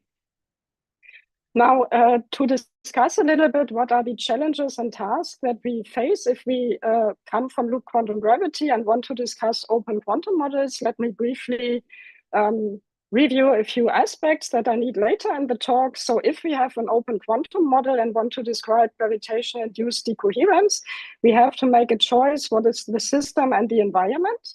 And for gravitational-induced decoherence, we choose gravity as the environment.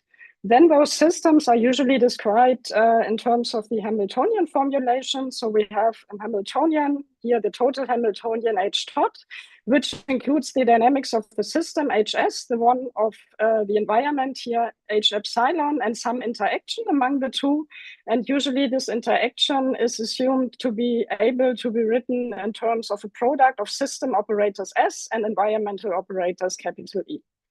The dynamics of the total system can then be described by the von Neumann equation if you use the density matrix formalism shown here below in the box. And often this total system is quite complicated to solve or describe. And therefore, in this open quantum approach, we aim at an effective description of the system dynamics. So we start with a microscopic model, which is determined by the given total Hamiltonian I was introducing on the first slide. And then we obtain an effective description by tracing out the environmental degrees of freedom. So we take a partial trace with respect to the environment and then obtain a master equation which describes the evolution of the density matrix of the system under consideration, but still includes a fingerprint of the initial coupling to the environment. And this evolution of the system's density matrix can be usually divided into certain contributions. The first one, HS, is the standard unitary evolution, which would also be present in closed quantum systems. Then often there is a correction to the unitary evolution coming from the coupling of the environment, which I just denoted by H at here. And then the second contribution, which comes from the coupling, is the so-called dissipator, curly D here, which includes things like decoherence and dissipation of the system. Now, a famous equation in this context is the so-called Lindblad equation, which is also often as a taken as a starting point for phenomenological models in gravitationally induced decoherence. And if we want to derive such a master equation from a microscopic model, like discussed here on this slide, there are additional assumptions that the system has to satisfy in order to end up with a Lindblad equation. So for instance, the system has to satisfy some initial separation in the sense that the initial density matrix of the total system can be written as a tensor product of system and environment density matrices. And then to trace out the environment, we have to choose a state, and usually a stationary state is chosen such that as a thermal or Gibbs state. And moreover, when we trace out these environmental degrees of freedom, we obtain environmental correlation functions. And in order to end up with the Lindblad equation, those need to satisfy certain peakness properties such that we can apply a Markov approximation. If we do this now, then we get the Lindblad equation here in the first box. Again, it includes the unitary evolution of the system, some additional contribution, which in this context is often called the Lemshift contribution, HLS. And then the dissipator in the Lindblad case can be expressed in terms of Lindblad operators, which I called LK here. And there are some coefficients, gamma k, and if we come from a quantum gravity perspective and have a gravitational environment, then most of the information on the underlying quantum gravity model lies indeed in these coefficients gamma k in the Lindblad equation. These Lindblad operators point back to the initial choice of the system operators which you choose in your microscopic underlying model. Now for these quantum mechanical models, usually a few ingredients enter. So this Lindblad equation can be obtained from the second order truncation of the TCL equation in the projection operator formalism. And then the Lemshift contribution includes second powers of the Lindblad operators and also second powers of the coupling G that couples to is the coupling constant to the environment. There's usually some spectral density we have to choose J omega here, and often we need to introduce some regulator in the Lemshift term. These gamma k then depend usually on the temperature of the Gibbs state, also on the second order of the coupling, and also here the spectral density usually enters. So in addition, there are further constants like the Boltzmann constant h bar from the quantization and sometimes the speed of light. So even if you choose your microscopic model, there are usually still parameters on which the final master equation depends on, even in the Lindblad case. Now, if we think of open quantum field theoretical models, then one of the motivation to go in that direction is that maybe some of the choices I have to make here at the level of quantum mechanical microscopic models are not choices in the context of the field theory, but are just given by the interaction that the underlying field theory depends on. So if we want to do this for gravitational induced decoherence, the usual field theory relevant to consider in this case is general relativity. Also here we have to choose the underlying degrees of freedom, which in the case of GR in the gravitational sector are the spacetime metric G. And then you can couple the matter of your choice, which could be scalar fields, vector fields, or spinor fields, if you like. The dynamics in the Lagrangian formalism is given by the Einstein equation shown here on the top. So on the right-hand side, we have the energy momentum tensor of the matter under consideration. On the left-hand side, the Einstein tensor, which describes the geometry of spacetime. If we now come from a GR or later LQG perspective, there are several additional tasks or challenges that you have to face if you now want to take this as a classical starting point to formulate your microscopic model. So first, in contrast to quantum mechanics, GR is a fully constrained system, which means we have gauge degrees of freedom also in the geometric sector, and we have to take care on those when we quantize. Secondly, the models I discussed in the quantum mechanical context start with the Hamiltonian formulation. So also here we have to consider the Hamiltonian formulation of GR. Usually you consider a weak coupling to the environment such that G, the coupling constant I introduced before, is tiny, and therefore linearized gravity is a convenient framework in the context of GR. And then you can consider this in a post-Minkowski approximation such that you consider the linearized Einstein equations as the underlying dynamics. Now, when we discussed the microscopic models before, I started with a choice of a total Hamiltonian. And in the context of GR, this is a little bit more complicated because if we just do the Hamiltonian formulation of GR, then we do not necessarily get automatically a physical Hamiltonian in the sense that it's generating physical evolution as in the case of the quantum mechanical models. However, we can do this in the context of GR by formulating the dynamics also in GR or in linearized gravity at the level of gauge invariant quantities. And in the context of GR, these are called Dirac observables. In general, they are not so easy to construct. However, if we choose some reference frame with respect to which we describe the dynamics of these degrees of freedom, there's a systematic way to do this. And I will explain this for the case of linearized gravity. Then we have our classical starting point. We have dealt with the constraints at the classical level, and then more or less are in the same situation as in the models I discussed before, and we can quantize those Hamiltonians.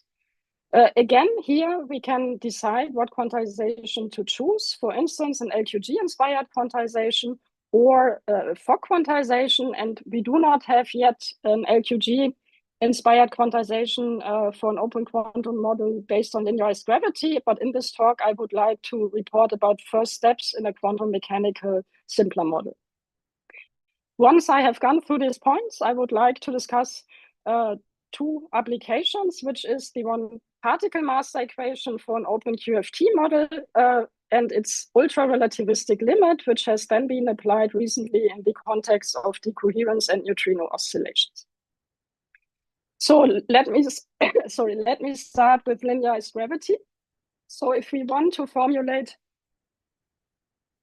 the Hamiltonian formulation of GR, we do this using the standard technique of ADM. So we split our four-dimensional spacetime, as shown here in the picture on the top, into three-dimensional hypersurfaces, labeled here by S1 up to S4. And then we can write down a Hamiltonian formulation in which we do not take the ADM variables usually done for general relativity, which are the ADM3 metric Q8b and its momenta. But for loop quantum gravity, we use a different starting point in classical GR because we express the phase space in terms of Ashtekar-Barbero variables, A and E. And A is an SU2 connection. Little a is the spatial index, which runs from 1 to 3, and J is the internal SU2 index. And canonical conjugate, we have a densitized triad with the opposite index structure. Now they provide the kinematics of GR and these variables, so they satisfy standard Poisson brackets, and we can choose those variables to describe our kinematical phase space, and then would add the corresponding matter degrees of freedom. If you don't use the standard ADM but Ashtekar variables, the constraint structure slightly changes in the sense that we get additional constraints. So in GR, you usually have the Hamiltonian constraint C and the diffeomorphism constraint CA, often also called the momentum constraint. And due to this choice of variables, we have GJ, which are 3 additional SU2 gauge constraints, Gauss constraints, sorry. And if you think of Maxwell theory, then the interpretation of these variables would be indeed the vector potential A and the electric field E. So that's why we like to use these kind of letters, capital A and capital E, also in the context of Ashtekar-Barbero variables. Now you can write down from these 3+1 split a canonical Hamiltonian, and the constraint structure of GR is reflected in the fact that this canonical Hamiltonian is a linear combination of these constraints, as you can see here. It just consists of the sum of C, CA, and GJ. You can write down the corresponding first-order differential equations for A and E, and together with this set of constraints, this is equivalent to the classical Einstein equations in these variables. For loop quantum gravity, if we then move towards quantization, we do not quantize A and E directly, but we introduce so-called holonomies and fluxes, which are smeared version of these kinematical variables. So we integrate the connection along one-dimensional path in our three-dimensional manifold, which I call E for edge.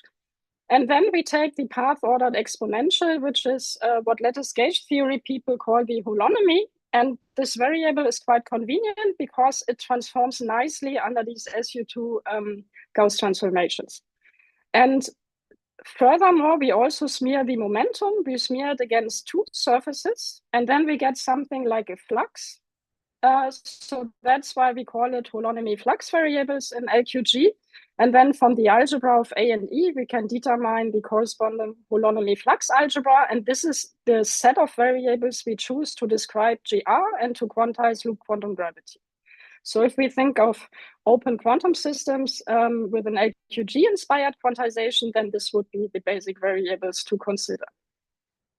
Now, if we go to the linearized case, there is already existing work for open quantum models in the context of linearized gravity by Anastopoulos, Hu, Lenkove, Oniga, Wang, and collaborators.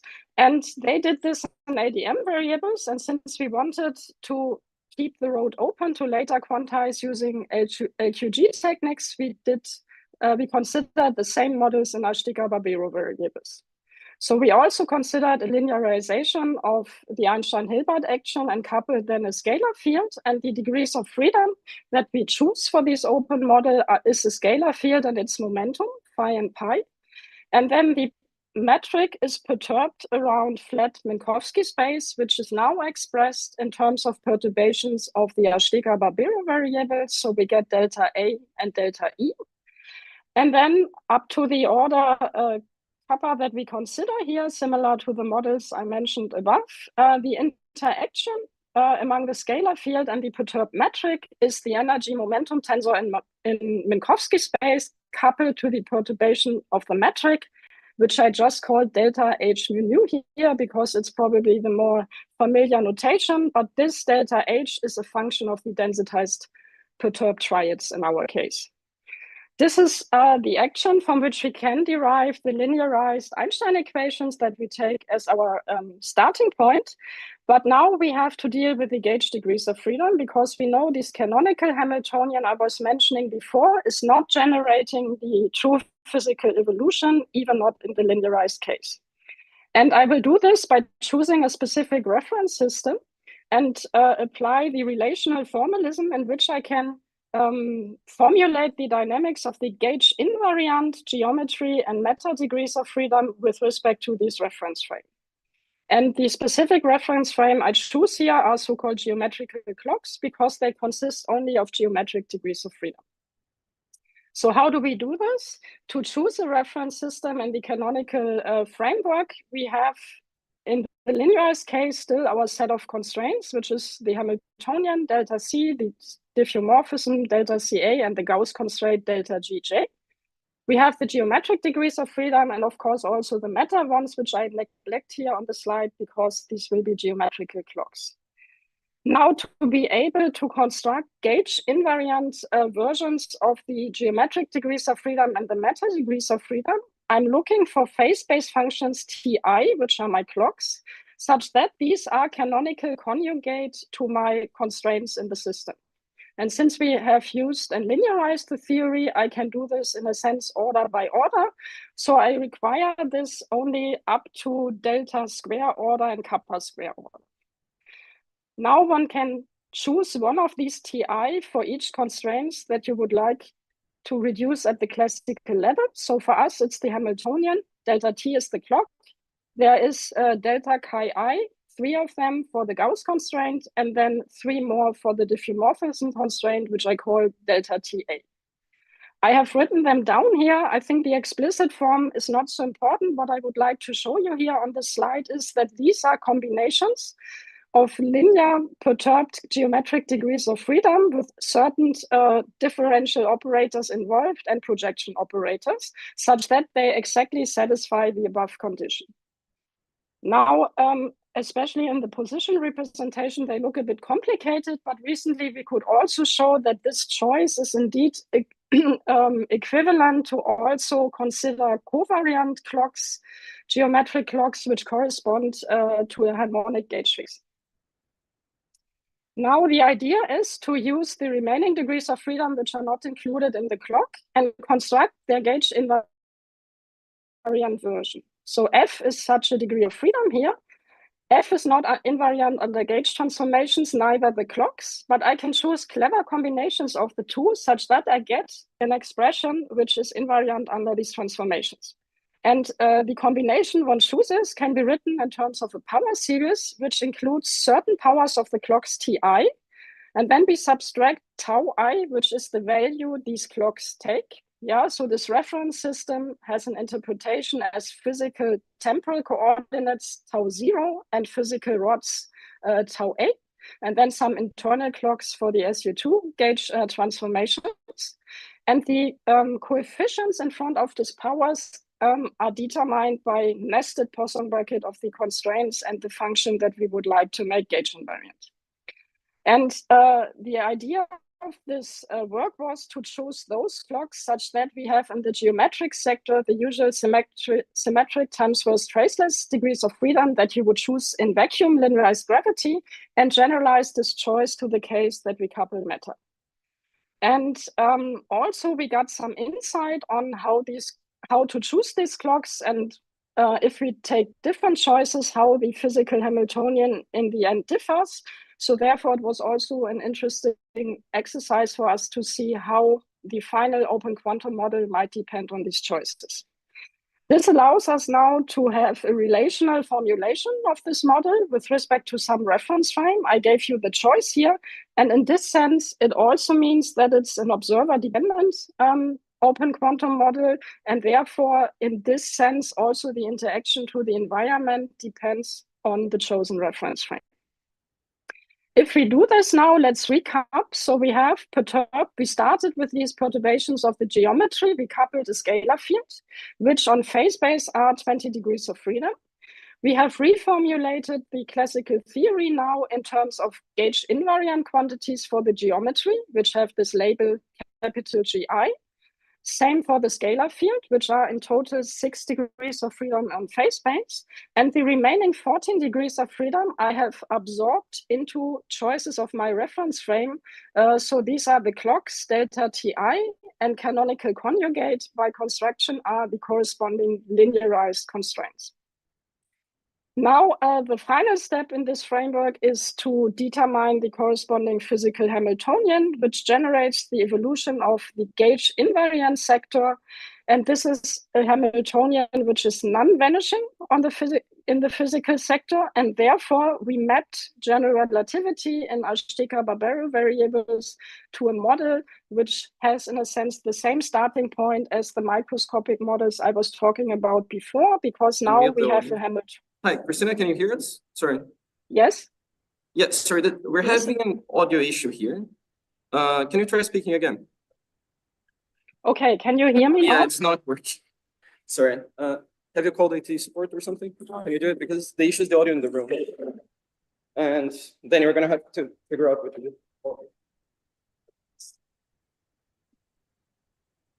So I can hear you. Let me just... Sorry, we have a technical problem, and we'll try to fix it as quickly as possible. Okay. I'll leave it at 1, so that if she's saying something, we can hear it, although it's going to be very distorted.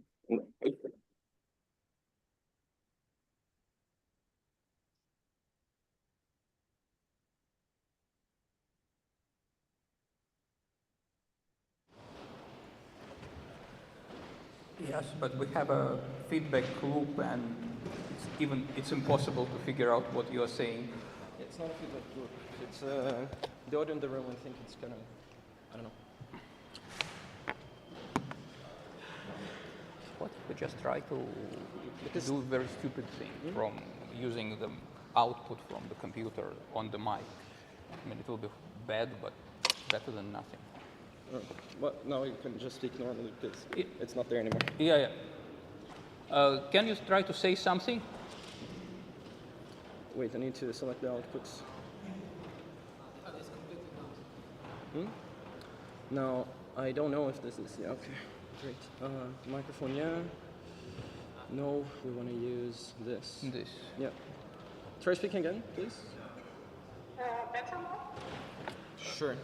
Okay, now can we amplify it? This is the max volume of the thing. We can't. Let's try. Oh, we have IT support now. Has it started immediately or was it from the beginning? No. It started just when we stopped you. Yeah. Okay. You want to try to do this? Is that your plan? I can do this, but I think it's gonna try to talk.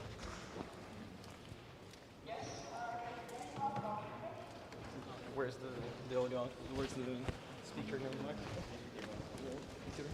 Right now?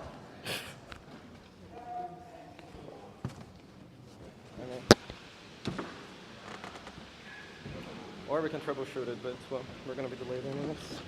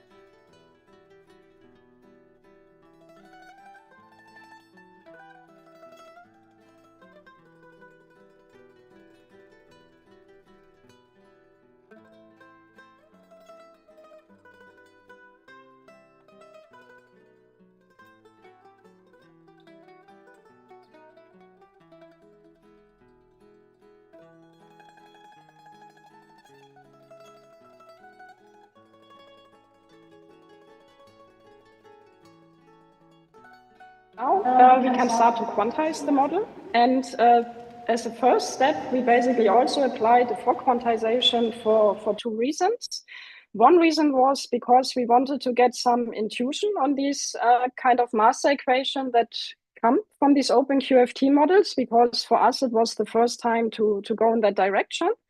Moreover, if we apply for quantization, we are able to compare to the existing work in the literature. And secondly, if we later apply an LQG quantization, we have a better control on what additional contributions come from the LQG quantization. We use the thermal state as was also done in the existing models, which used ADM variables. And then we could get a final master equation, which has a similar form to the one existing in the literature. It's in the form I was presenting at the beginning. There's the standard system evolution. In this case, it's a scalar field on a Minkowski background. There is, due to the coupling to gravity already at the classical level, some self-interaction term of the scalar field, which comes with kappa. So if gravity is absent, this would be not there. And there is this Lamb shift-like contribution, modifying the unitary dynamics. And then there is this dissipator, which looks a bit more complicated in the field theory case.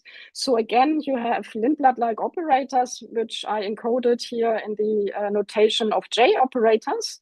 They include two labels. So one label comes from the polarizations of the graviton, R, and then we labeled them by IB because they include second-order powers of the scalar field annihilation and creation operators, and they were in different combinations, so we could write them in this compact form by introducing this additional B label.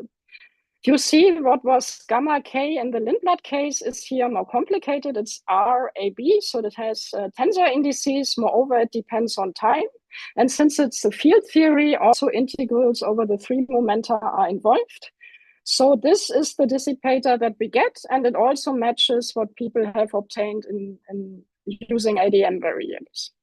Since this is a very complicated master equation, we now wanted to look at simpler cases where we can get some intuition and insights on the physics in this master equation. And before I move to that topic, let me briefly comment on what happens if we would apply an LQG quantization in a simpler context where we have a quantum mechanical model. And if we carry over this quantization in terms of holonomies and fluxes to quantum mechanics, this is often called polymer quantum mechanics.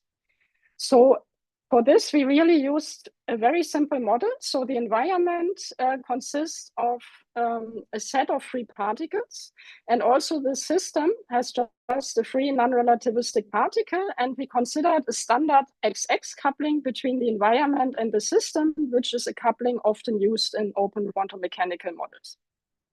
Now, the special thing about LQG is if we now quantize quantum mechanics, it's not the standard Schrödinger quantization where you have X and P operators available, but the quantization we use has the property that we can only quantize, in this case, the P operator, which I called P phi here, but we cannot quantize the X operator itself, but we only can quantize its holonomy analog in quantum mechanics, which would in a Schrödinger representation be the wild element, which I call U. And wild elements usually depend on this would be in a Schrödinger representation, the exponential of the X operator with a parameter lambda. So as a basis state in this LQG-like Hilbert space, we can take the momentum eigenstates, then P acts as an eigenvector. There is a delta label here, which labels different superselection sectors, which is not so important for the further discussion of the model. This holonomy-like operator shifts the labels of the momentum eigenstates, and now I can use those in order to express the XX coupling. So we approximate these X operators, which we don't have in this LQG-like quantization, by certain combinations of holonomies and its adjoint, such that if we would expand this exponential in terms of lambda, in lowest order of lambda, we would recover the X operator. That's a bit the idea. Now you see these holonomies usually include much more than just the linear X operator. If we now trace out the environment, we have to do this by considering the holonomy operators in the quantum mechanical analog and not just the position operators. So in thinking in terms of a Schrödinger representation, this would correspond to higher and higher powers of X, which would correspond to higher and higher powers of annihilation and creation operators. And even in a standard model, in a Schrödinger representation, you can assume this to be more complicated than just having XX, where this can be only written in linear combinations of A and A dagger. So for this simple model, we derived the master equation down here. And you see there's the unitary evolution as usual, but then the dissipator with the noise kernel and dissipation kernel looks more complicated. You get these holonomies instead of X operators for the system operators, and also additional sine and cosine function enters. And also when you write down the Gibbs state on this Hilbert space, it will be different. So for instance, it includes as a normalization here, the Jacobi theta function.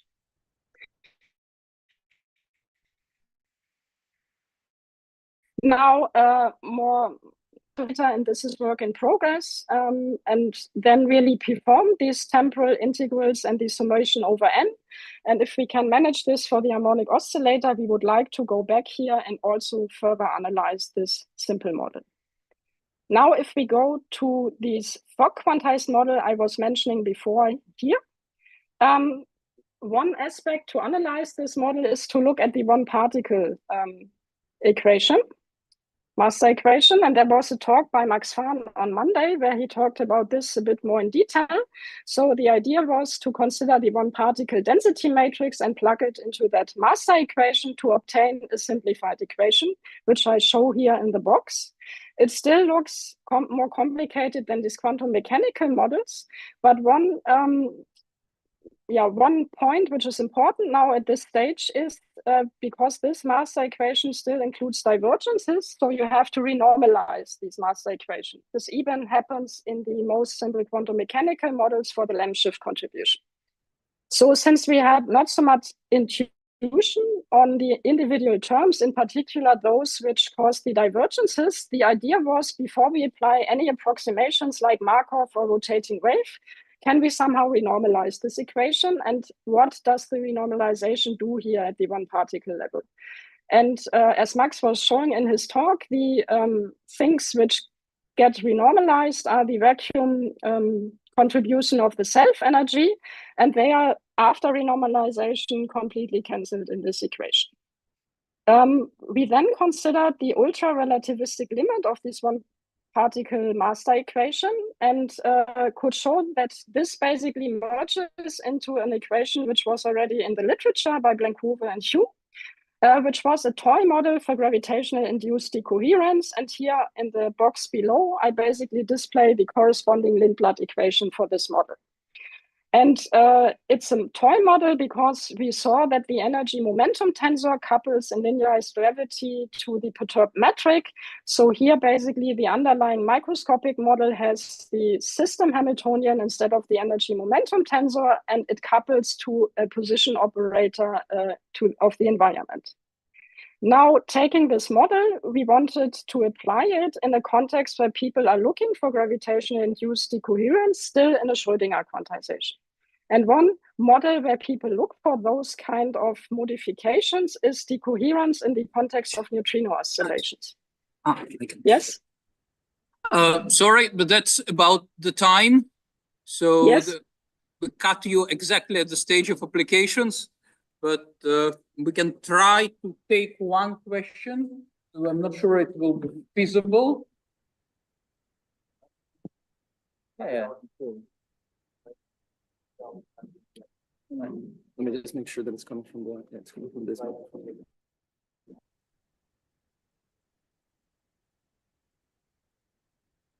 So one question that we'll try to convey to the speaker. Okay. Yeah. Yeah, probably. Yeah, it's connected to the.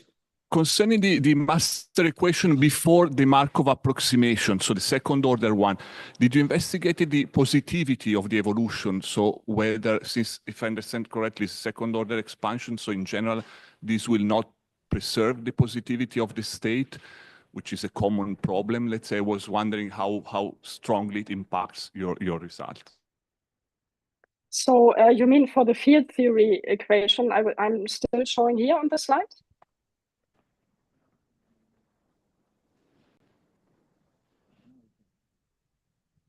Great. So sorry, we'll have to cut this potentially very interesting discussion short.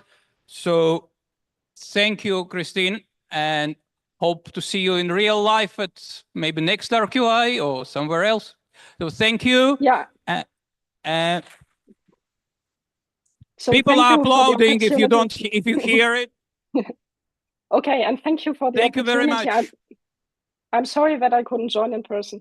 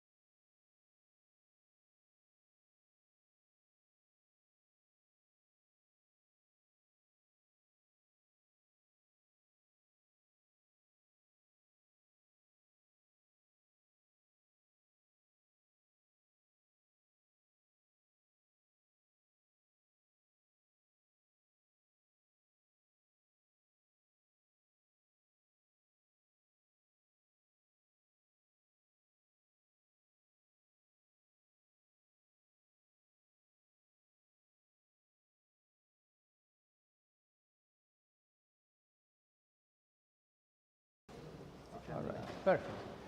Thank you very much. Yeah, I was about to thank the organizers for inviting me. I've been asked to, nice, huh? Okay.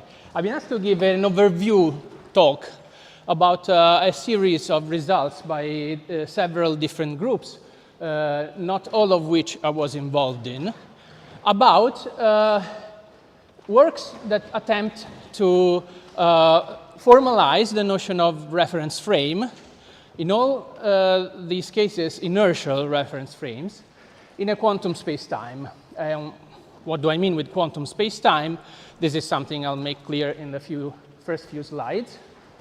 Yeah, it's still cut, but we can more or less see. Here I wrote Planck scale space-time foam. So the motivation is quantum gravity. The first who conjectured that at the Planck scale, at very small distances, space-time becomes some frothy or foamy object in which the topology is complicated and ever-changing dynamically was Wheeler, already in the 1950s. And well, if you recall, there is a famous observation that, for example, a special relativity on a cylinder is locally Lorentz invariant, but not globally. This symmetry is broken by the fact that the cylinder is flat, just like flat space-time, just like Minkowski space. But globally, the non-trivial topology breaks Lorentz invariance. So this, not long after, led people to conjecture that this sort of microstructure of space-time might break local Lorentz invariance. The first paper I could find, at least, that explicitly says that is this by Pavlopoulos. And in the new millennium, Amelino Camelia made another conjecture that perhaps Lorentz invariance doesn't have to be, well, it could be broken in a sense, or deformed, as he says it, without violating the relativity principle. That means that the equivalence between inertial reference frames is preserved, even though Lorentz invariance is changed in some way. Okay. There is another argument in favor of such a that gives a bit more concreteness to such a conjecture by Rovelli and Speziale a couple of years later in the existence of a minimal length of the Planck scale playing the role of a minimal resolution for space-time doesn't need to be in contrast with Lorentz invariance because of, you know, Lorentz contraction of distances and so on. Just like in classical mechanics, a non-zero angular momentum cannot be invariant under rotations. But quantum angular momentum has a gap. Now it has a minimal non-zero eigenvalue of the angular momentum. And that is the same no matter how I rotate, okay? It doesn't become smaller than h bar because I am in a rotated reference frame. It's a quantum symmetry, okay? Classically, that would be forbidden, okay? And so maybe the Planck length is invariant under Lorentz transformations in a similar way that the minimal angular momentum is in quantum mechanics, okay? All right, this is cut off badly. All right, this is a motivation for the type of quantum spacetimes that I'm going to talk about. It's a 2 + 1 dimensional quantum gravity, which is a topological theory. It doesn't have any local propagating degree of freedom. This is the action, and this is the path integral for it. It's written in terms of a Chern-Simons theory, which is the maybe simplest example of topological quantum field theory. We can add some form of matter to that in the form of topological defects, conical defects. Basically, I take a spatial plane and I cut a wedge in it of a certain angle, and then I saw it back, and I get a defect that has a branch cut that extends to infinity. So this is not exactly a point particle in the standard QFT sense because it has this branch cut. So it's a topologically as a global object, but still it behaves pretty much like a particle, a point particle. And there is here there would be a citation of Maschul and Welling a paper from, I don't remember when. This is, yeah. Okay, I can see it now. Mashul and Welling, 1998, who coupled these point defects to 2+1D quantum gravity and integrated away the topological degrees of freedom, integrated away the connection. You get an effective action for the curves. These are the arcs traced in space-time by the defects. This effective action, we can calculate the symplectic structure that it implies, and it's very peculiar. It's the cotangent space to a Lie group. And the Lie group is the momentum variables, not the coordinate variables. Okay, so there's some sort of curved momentum space here. The quantization of this object gives you commutators between the coordinates, the space-time coordinates of the defects. Okay, they're non-zero. They close something like the Lorentz Lie algebra. Okay. This constant I call Planck length, but really in 2+1 dimensions, it's basically just h bar, okay, because the theory originally was topological, everything was dimensionless. So these things live on a non-commutative space-time. This observation is relevant also in 4 dimensions because we can write, since the Plebanski observed this in the 1970s, 4D quantum gravity, or gravity, as a topological theory, a BF theory, so-called, with constraints, okay, that break the topological invariance. So there are even papers trying to make the same argument by writing it as a power series, as a perturbation of a topological theory. And the topological degrees of freedom, there isn't an analog result like this, but one could imagine that they could be integrated away to give rise to an effective theory that is non-commutative. There is this nice result by Friedel and Levine, in which they do the same thing, but with scalar fields, not point defects. Okay? And using spin foam techniques, they show that the effective theory for the scalar field, once I integrate away the gravity part, is a non-commutative. It's a non-local theory that can be formalized as a non-commutative field theory. So a scalar field on non-commutative space-time. That's what I mean with non-commutative field theory. Let's see. Again. Can you see everything? OK, I'll just use the laptop.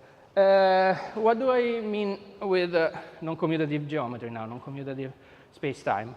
There is a famous result in foundation result in 20th century mathematics, the Gelfand-Naimark theorem, that tells you that everything there is to know about the topological space, its topology essentially, the notion of continuous functions and so on, is encoded in the algebra of functions on the manifold.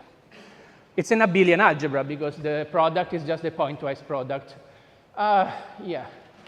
Yes, this is the pointwise product between functions. Of course, it's abelian. Okay, it's commutative. Now, in the 70s, this is the book from the 90s, but these are results from the 70s. Alain Kohn asked, what does it mean then to have a non-commutative algebra, a non-abelian algebra? Does it correspond to some sort of geometry? And can we analyze it with geometrical tools? This is what we call non-commutative geometry. Okay? Interesting point, pardon my pun, the notion of points. In the commutative case, they are infinitesimal point-like structures, okay? They correspond on the abelian algebra to states that are pure states. They are delta functions. They are distributions. They are infinitely localized, or perfectly localized, let us say. In the non-abelian case, I still have a notion of pure states, okay? But they're not points. There's some smudged out thing that is represented here. I call this a localization. It's something that tells you that you're probably here, you're probably not here, but you can't pinpoint it with infinite precision, okay? So,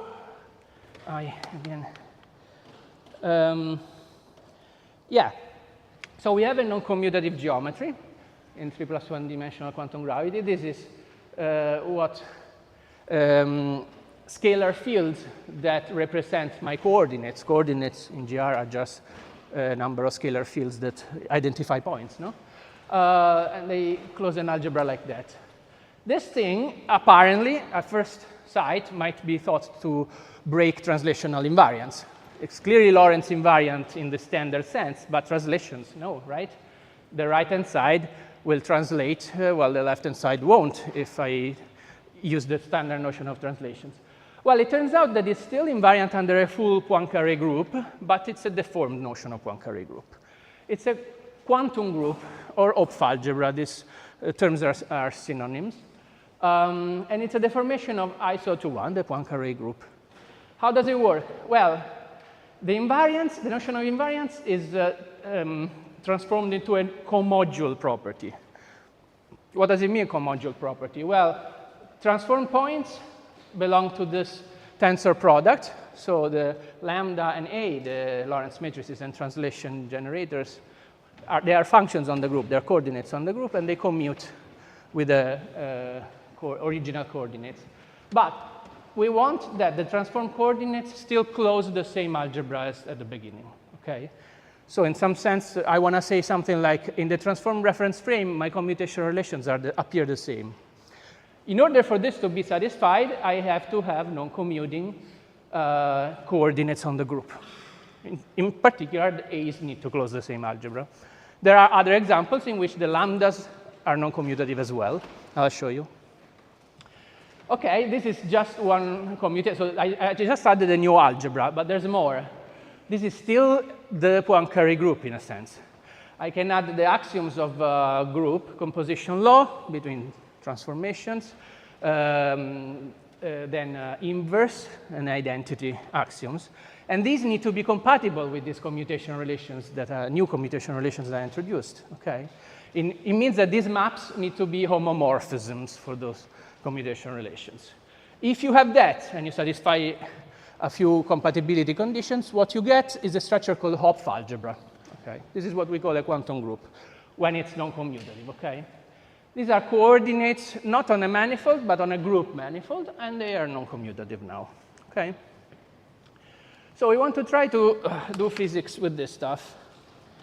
A few examples of popular quantum groups. So, well, there's a quantum group deformation of SU2.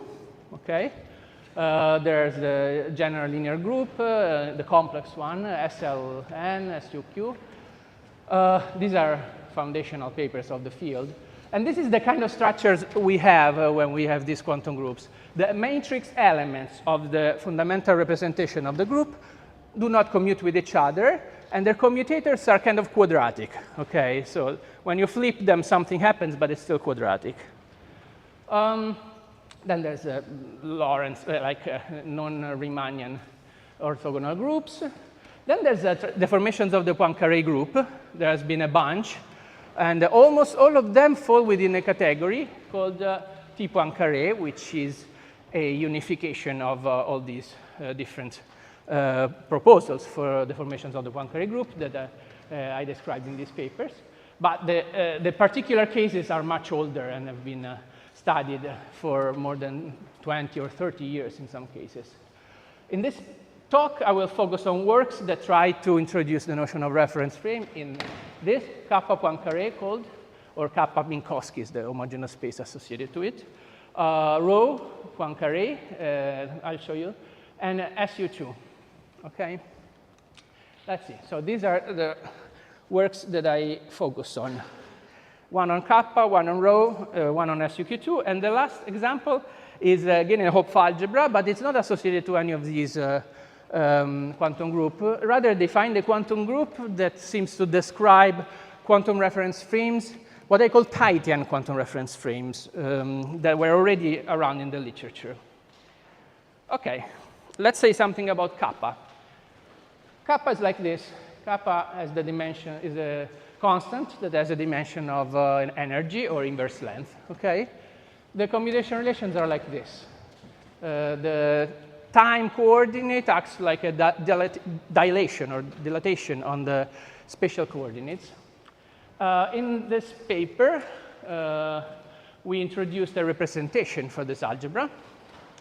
And, well, it's the natural one that you can imagine. X's, the spatial X's are multiplicative operators, and time is a symmetrized dilatation in order to make it a symmetric operator. Okay?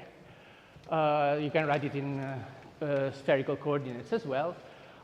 You can analyze the spectra of the generators of this algebra, and they're all real lines. There's no point spectrums, and it's pretty much like the spectrum of P and Q in the Heisenberg algebra, if you want. Okay, it's the same really treatment. There's just some subtleties related to this being a dilatation.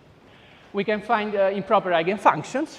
Okay, they're just like the plane waves. They're not states because they're not normalizable, but they're limits of states. Okay, and they're not they're not plane waves because essentially there are logarithms involved. Okay. Then a complete set of commuting, I write quote-unquote observables because, but you know what I mean, self-adjoint operators, is either the radius and the angular variables or time and the angular variables. Radius and time are conjugate, more or less like P and Q in the Heisenberg algebra. What relates the two bases? These are two complete sets of observables, quote-unquote, and x0 is a self-adjoint operator. What relates them is the Mellin transform rather than the Fourier transform, okay? But everything goes through nicely, like in the Heisenberg algebra. I learned my lesson. Okay. We looked for coherent states, so states that saturate the uncertainty bound, and they're not Gaussians, they're log Gaussians. Okay, so something like this, exponential of the square of the log of the radius. There is a limit, a simultaneous limit of the center of the distribution for R and the variance, in which this product goes to 0, okay? One goes like a Gaussian and the other linearly. And the state becomes perfectly localized on the temporal axis, where the radius is 0. So this algebra still admits points, just not all of them. It only admits points, like perfectly localized states, on the time axis, okay? If we take a more less localized state, a state that is in a certain region, for mathematical reasons, it's convenient to use what I call a cilindretto, a small cylinder, okay, of height A, centered on Z0, on the Z-axis. I can calculate this Mellin transform, and it's all spread out. It has a variance that goes like Z0 over A, okay? So this shows that if A goes to 0, so my cilindretto is infinitely localized, or it's infinitely far away from the origin, I get delta t going to infinity. So I get something that is infinitely uncertain in time, all right? So this is the sort of things we've been doing, trying to see what limitations to localizing points one has in these algebras. So this is the paper. Oh, yeah. And now the interesting aspect that there is a quantum group of symmetries, of isometries of this non-commutative space. It's called kappa Poincare. And these are the commutation relations between coordinates on the group, translations and Lorentz. As you see, they are quadratic, but also linear and constant. It depends on matrix elements of the fundamental representation of the Poincare group. And we have a representation for this as well. I only write the 1+1 dimensional version here because it's much clearer, but we have also the 4-dimensional one. And as you see, A's are the direct sum of a copy of the representation of kappa Minkowski for translations, plus a vector field on the Lorentz group, while the Lorentz matrices are just multiplicative operators. Okay, so the complete set of quote-unquote observables would be this translation parameter and this Lorentz, this rapidity parameter. Okay. Yeah. So. Yeah, let's give a very sketchy, tentative physical, quote-unquote, again, interpretation of this. X are the coordinates in the coordinate system of an observer, if you want to call it that, or a reference frame, that's a better maybe word. X prime are those of Bob, another reference frame, and these coordinates live in this tensor product algebra, okay? A space-time event, like the clicking of a detector, is something spread out over a region. My detector will not be Planck scale sized or infinitesimal. And it will be described, Alice and Bob will be able to know how spread it is and where it is, more or less, by taking expectation values of all the possible monomials in their algebra. Okay, one has the algebra of the x's, the other has the algebra of the x primes.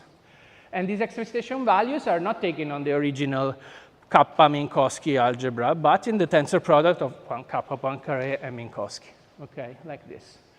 So we can assume that the states will be, there will be all sorts of states on this tensor product algebra, but there will be separable states, okay? And these are, the idea is that there are no correlations between the state of the point, if you want, and the state of the transformation between the points. It's a reasonable assumption, or at least we have no reason to assume that there is entanglement between the two sides at this stage. Maybe dynamics might change that, but for now it's just a purely kinematical description.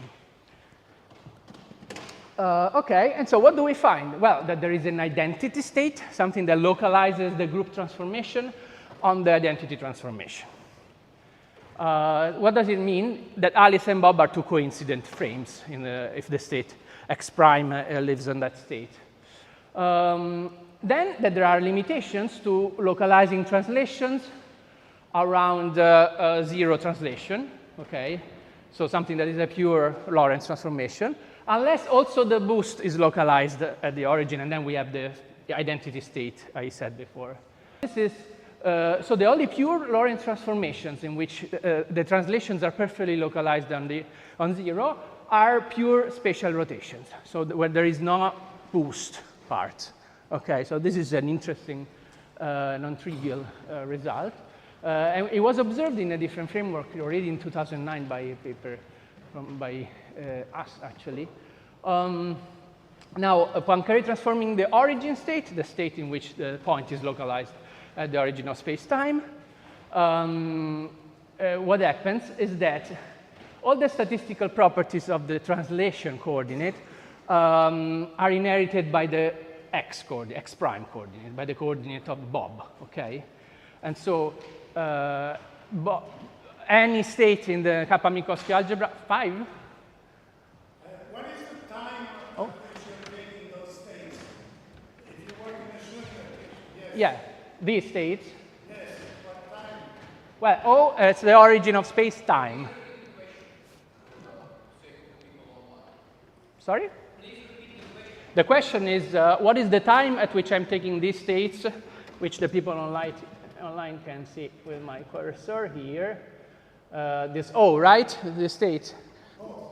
Well, O is the space-time origin. Okay, time equals 0 and spatial coordinates equal 0. And G is the state on the Poincaré group, okay, on the Kappa-Poincaré group. And what I'm saying is that I get all I need to know. I reproduce the whole Kappa-Minkowski story just with translations, essentially. Okay. Then Poincaré transforming the identity state with the identity state won't change, of course, anything about the statistical properties of my events or points. Of course, this is another thing that is non-trivial to prove, but very reasonable. And then we can also prove that pure translation states exist, in which I completely localized around 0 rapidity. And what I'm left with are pure translations. And again, they reproduce this Kappa-Minkowski algebra of space-time coordinates. All the states are the same, essentially, because in my representation here, it's the direct product between Kappa-Minkowski representation I showed before and something related to the boosts. Okay, I need to speed up a bit. All right, another interesting thing is that there are limitations to how, if I take a pure translation state, the uncertainty of the coordinates of Bob, of the transformed observer, will increase, can only increase. It cannot be reduced. Different story is if I have a boost because there is Lorentz contractions. So I could invent a situation in which I put all my uncertainty on one coordinate and then I Lorentz contract it a lot and then I can reduce the uncertainties in that case. But for pure translations, there is an inequality, okay? So this means that I cannot, for example, define a third observer, C, Charles, that coincides with Alice as a translation from Bob, okay? Going back to Alice becomes impossible for this reason. All right. So this was the paper on kappa. There is a paper in which I am not involved in a different, that does the same in a different non-commutative space-time. This is one in which the time coordinate acts like a rotation around the z-axis, around of 1 and 2. Okay, this is called Rho-Minkowski. Everything else commutes. And this is nice because you need to worry about self-adjoint extensions here, because the wave functions might be quasi-periodic in cylindrical coordinates, which means that they acquire a phase alpha upon going around the origin once. Okay, so this alpha is a free parameter of the theory, and it tells you that the spectrum of the time, which is discrete, okay, is multiples of rho, which is rho is the Planck scale, whatever length scale. It's not only multiples of rho, but it's multiples of rho shifted by a phase, okay, shifted by a finite angle multiplied by rho. And you can choose alpha equals 0, and you can argue whether alpha is observable or not. But choosing alpha equals 0 makes things easier. And nothing. We found similarly uncertainty bounds for the space-time, as in they found. I wasn't in this. And now there are points, but they don't live only on the time axis. They live on the plane of time and z coordinate. Okay, and there I can localize as well as I want. Okay. Otherwise, my points are Orosmached. Again, there is a quantum group. It's very much like the Kappa-Minkowski one structurally. And the representation is essentially the same, a direct sum of rho Minkowski times a vector field. The identity state exists. I can do pure Lorentz transformations. Okay, thanks. And the only perfectly localized state I said are on the z and t axis, plane. And there's also pure translation states, okay, in which the Lorentz parameters are localized as 0. And I can make combinations of these three of sorry, I didn't say this. Pure Lorentz transformations can only exist if they are rotations around the z-axis. Before, they were only spatial rotation, all spatial rotations. Now they need to be around the z-axis. Okay, so there's a further limitation to what I can do. All right, for the rest, everything we found in kappa holds in this result too. Okay, briefly, there is this on the SUQ2 quantum group.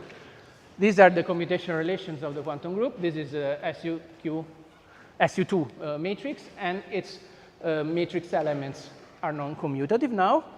And they're like this. When I flip A and C, which are the left column, I gain a Q multiplied by CA. This Q could be a real number or a phase, okay? These are the values that are consistent, okay? And in this initial paper, we studied the spin 1 representation of this structure, which gives me a 3×3 rotation matrix. And again, we find that matrix elements do not commute. So we studied the limitations to making a perfect localized rotation. And this is the tentative physical model that one could build with such a thing.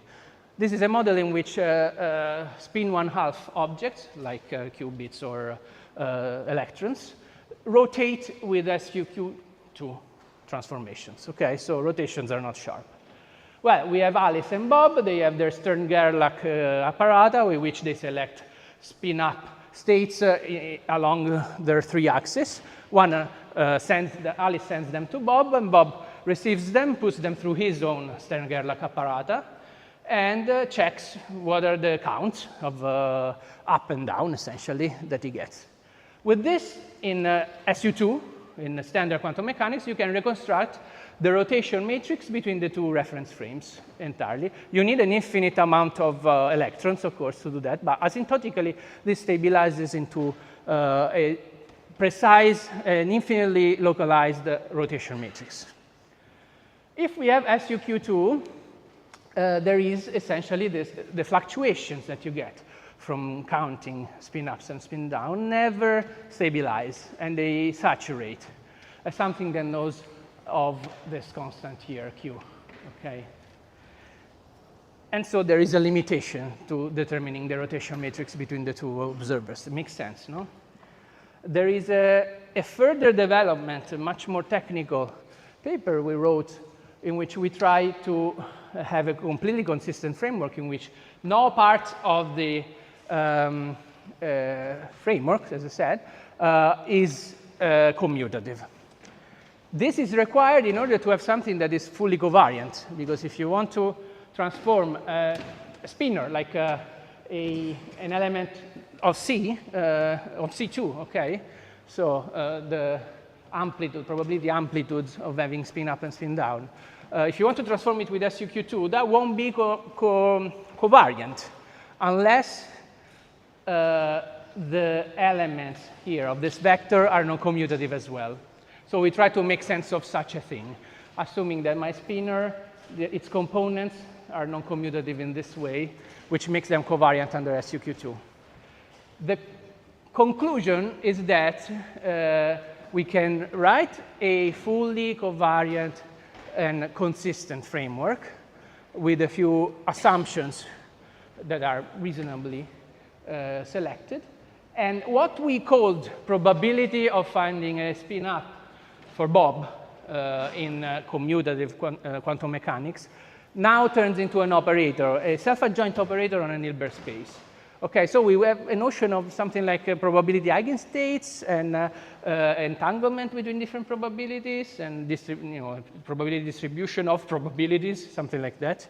Okay, so what we're really doing here is moving the Heisenberg cut a bit to include essentially all the Stern-Gerlach apparata and the rotation matrix between the two observers. Okay, I don't have time for all these details. The last thing I wanted to talk about is this result.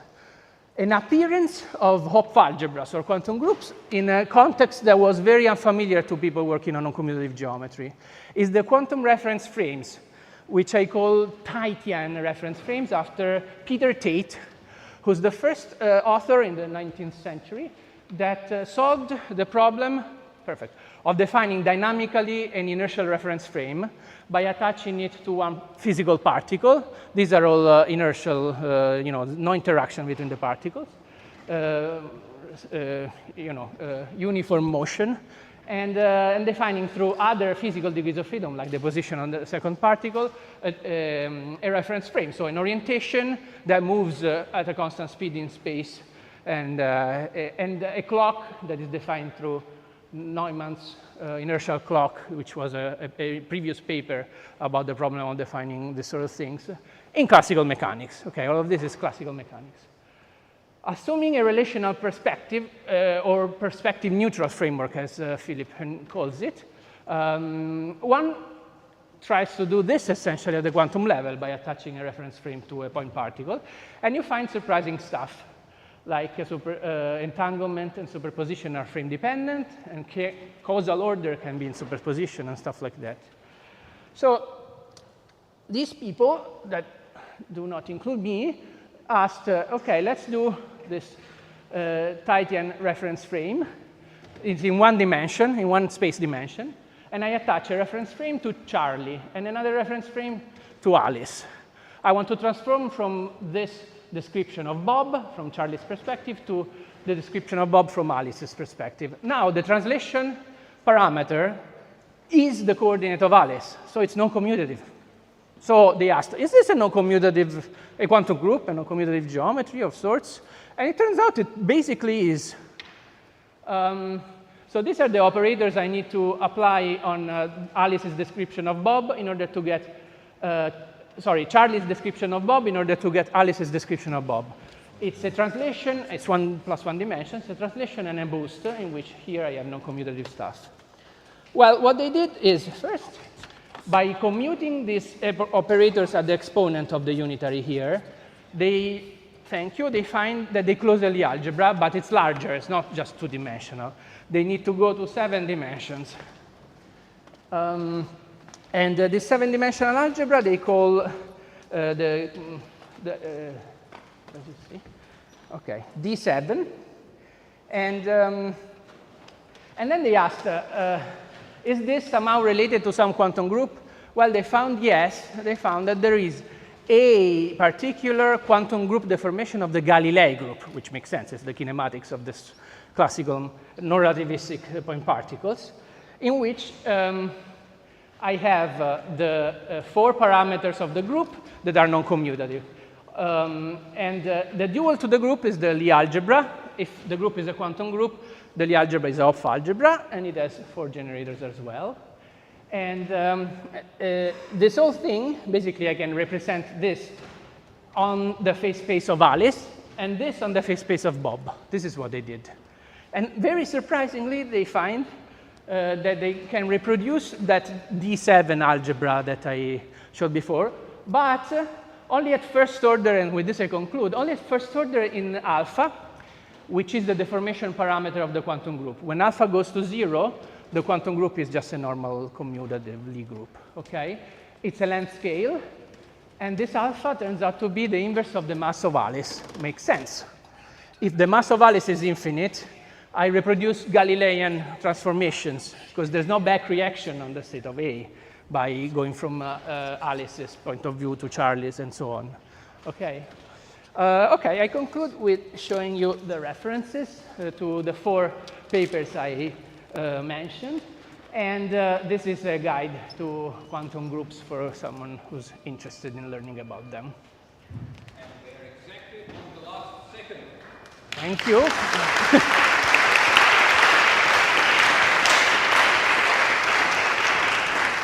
Because we also, well, please stay here. Let's, well, I think we don't have time for questions, but we need to make one announcement. Yeah, just a quick one for whomever has asked for the poster printed. They are basically at the entrance of Accademia Pontaniana. You can collect them. You can collect the poster that you made printed by us in the entrance of Accademia Pontaniana while you go out after the parallel session. There is now Stefano, part of the lock, which is keeping them. So pass and collect. That's it. Thank you. Bye, everybody. Our last speaker today. Thank you, sorry. Now, let's do, you can try to, can you please start setting up? Yeah.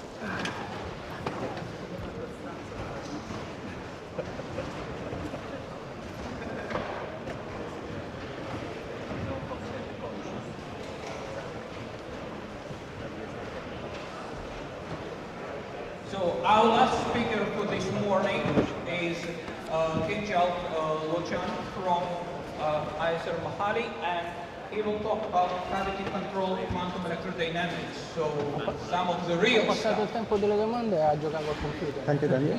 Questi problemi tecnici. So, Sì. Sì, vedevo già che faceva foto alle slide. Non consiglio. okay. Am I audible to everyone? Registrato? Okay, great. Thank you. So I should start with thanking the organizers for inviting me here for this wonderful conference.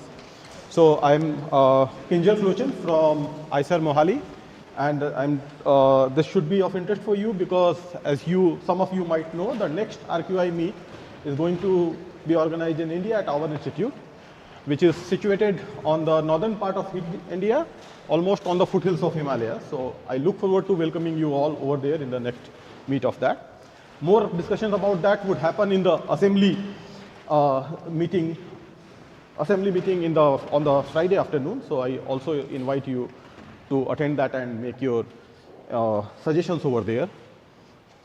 Coming back to the topic today, I'm going to talk about the work which we have been doing in our group in collaboration with many people Jafino and Preetham were postdocs with me. Henrik and Andrea are experimentalists who are really interested in this kind of stuff, in testing in these concepts in lab. And they are Navdeep, who was a student at our institute, but is now a postdoc at Stockholm. Harkirat was also a PhD student with me, and Akhil is a PhD student with Sandeep, who is a colleague at ISA Mohali. So the work I'm going to touch upon in today's discussion is based on more or less this set of references. Some of the references which I will touch upon in the last meet of the RQI also, I presented some of the work. I'm trying to build up from there where we stopped in the last version. Okay, so let's get going. So in this talk, we are interested about learning about the probes of quantum fields, for example, atomic systems talking to quantum fields, or even fields talking to different fields. And let us see how much of response one can generate in a realistic sense in exotic scenarios, for example, Unruh effect or Schwinger effect, or even Hawking radiation, in which we can try to put together things in lab settings and get a meaningful results out. So what we know for sure by now that at not so very high scale energy scales, most of the probes which we are looking into, their responses are limited by the energy scales they come up with. We'll see what we mean with that in a couple of slides. And in really realizing the interesting predictions of quantum field theory's marriage to relativity, we need really, really extreme conditions, either very high energy or high accelerations, and so on and so forth. So therefore, the lab-based test of Unruh effect, Schwinger effect, and other things wait for us reaching up to that energy scales and other things. In this talk, what we are trying to touch upon is use the modifications of boundary conditions of quantum fields as a replacement of those extreme conditions. Okay? So let us start with this discussion. In today's morning session, Rob's wonderful exposition and also Jorma's talk yesterday, we realized about how atomic systems, in terms of Unruh-David detector, talks to quantum fields and respond through their assessment of the two-point function or Wittmann function the atomic system sees in the vacuum or any interesting state of the field which we are looking at. If I try to write down the same thing in terms of the energy budget of the fields as well as of the detector, the response of atomic system, typically which I'm calling the probe response, can be written in terms of a convolutions of how many modes of different energy scales are there in the fields around the atomic probe, how much that the density of quantum fields at different energy scales is given by the symbol rho. The calligraphic I tells you about your probe's participation in the process. For example, you are looking at atomic system whose energy gap is delta E. How many of the energy modes of quantum fields it will interact with? That is controlled by this parameter curly I. And this curly J, I'm just keeping you over there. They are the functions of. Okay, sure. Am I audible better? Sure. Sorry.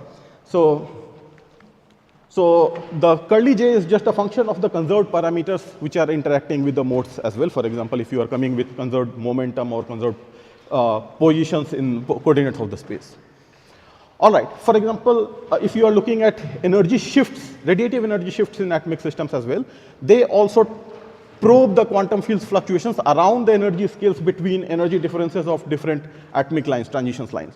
So inbuilt in atomic probes is their intrinsic energy scale, the energy gaps for most of the time, which will try to probe the assessment of the two-point function around that energy scale. All right. Similarly, if you are talking about field-field interaction, the field probing another field, there also the energy scale you come up with is hidden in terms of the in state you send in. Suppose we are talking about two different fields. One of them is capital phi and one of them is small phi I have written. So in state, what you throw in, that would set up the energy scales of the system, and how your quantum field response to that would be known by looking at these kind of correlators in the squeezing of the states between the initial state and the state you are interested in. Okay? And as long as we are at, let us say, not so interesting UV sector, all those parameters are very small. So therefore, the interesting effects either in terms of probe response or in terms of a scattering amplitude elements are very tiny compared to the linear order terms. So we do not expect to see any reasonable effect at low energy scales. What we can try to do is to manipulate the distribution function, the rho of omega k what we looked about, such that they start developing some feasible and sizable contribution around the energy scales we are interested about. Let us see how. So in free space, most of you are familiar with, and we will see in a couple of slides as well, that the density of modes in terms of energy budgets, how many modes are there for corresponding to different energy scales as omega square. So this is the density of modes of the free field theory. And let us say we are talking about an atomic system. We want to know how the atomic system with a gap delta E responds to the presence of those modes. Unruh-Dewitt detector, for example. For a case in point, I'm looking at a spontaneous de-excitation of a spontaneous emission of an excited atom through vacuum fluctuation. That depends upon the trajectory of the particle, as in the morning session we learned from Rob as well, that the trajectory, whether it is inertial, non-inertial, that would decide how much of vacuum fluctuations it will try to assess through. Inertial observers, for example, inertial detectors, would just try to search for the probe, search for the field modes which exactly match their energy scales. So they will look around for presence of mode with exact energy gap delta E. If they find one, they will cause the transition. If they do not find one, they will not be able to cause any transition. However, things become different if you try to move into the non-inertial trajectories. Okay? On the non-inertial trajectories, this participation function curly I does not remain delta function anymore, and it spreads out into other modes. This happens because of the non-constancy or non-stationarity of the two-point function as in the time coordinates of the non-inertial atom, and it spreads out in the mode space of the quantum field. So you see, inertially, the probe was able to talk only with the particular mode of delta E, while if you are moving non-inertially, you start developing interaction with other modes which are not really at your energy gap scale, and they spread out. In particular, you can see that the infrared segment, this is for Rindler trajectory, which we are talking about, Unruh-Dewitt detector launched on a Rindler trajectory.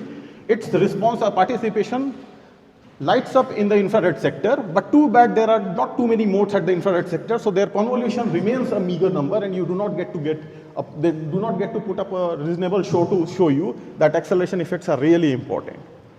So the weakness of Unruh effect is not because of participation of mode. That has allowed. If you look at the expression of the number excitation at infrared sector, you will see that it blows up. Yet the number of the modes which are available there to do this business are very few, because the number density scales down as omega square in the infrared sector. All right, can we do something about? Can we arrest the fall of the infrared sector as omega square?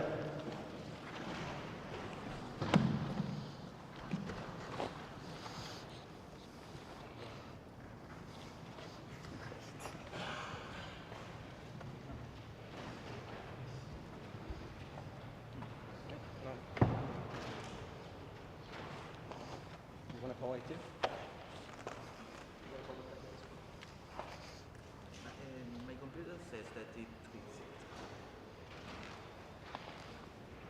Okay, great.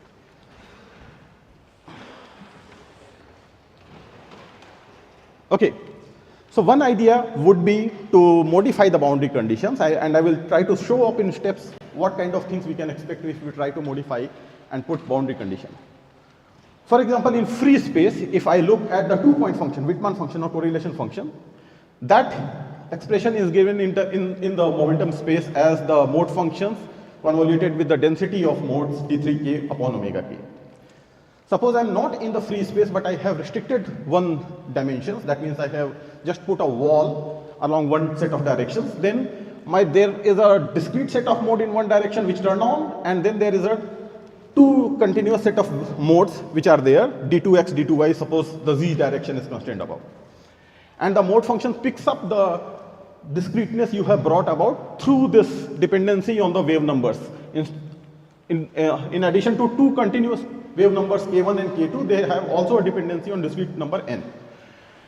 The dispersion relation also picks it up, and you will have the omega square, the energy of the modes related to the wave numbers in terms of the usual summation, where one of the contribution of mode functions becomes discrete. Go on doing this business.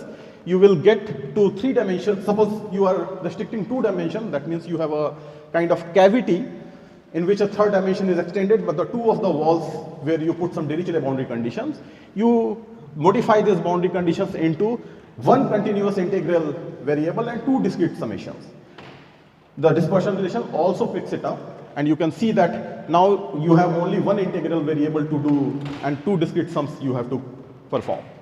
Similarly, if you completely constrain the field inside a box, let us say, all the 3 dimensions are constrained, then you go back to a delta function, and you have only certain resonant modes which can survive inside the cavity. All in this process, what we have been doing is captured by change in the integral variables and appearance of discreteness in the system.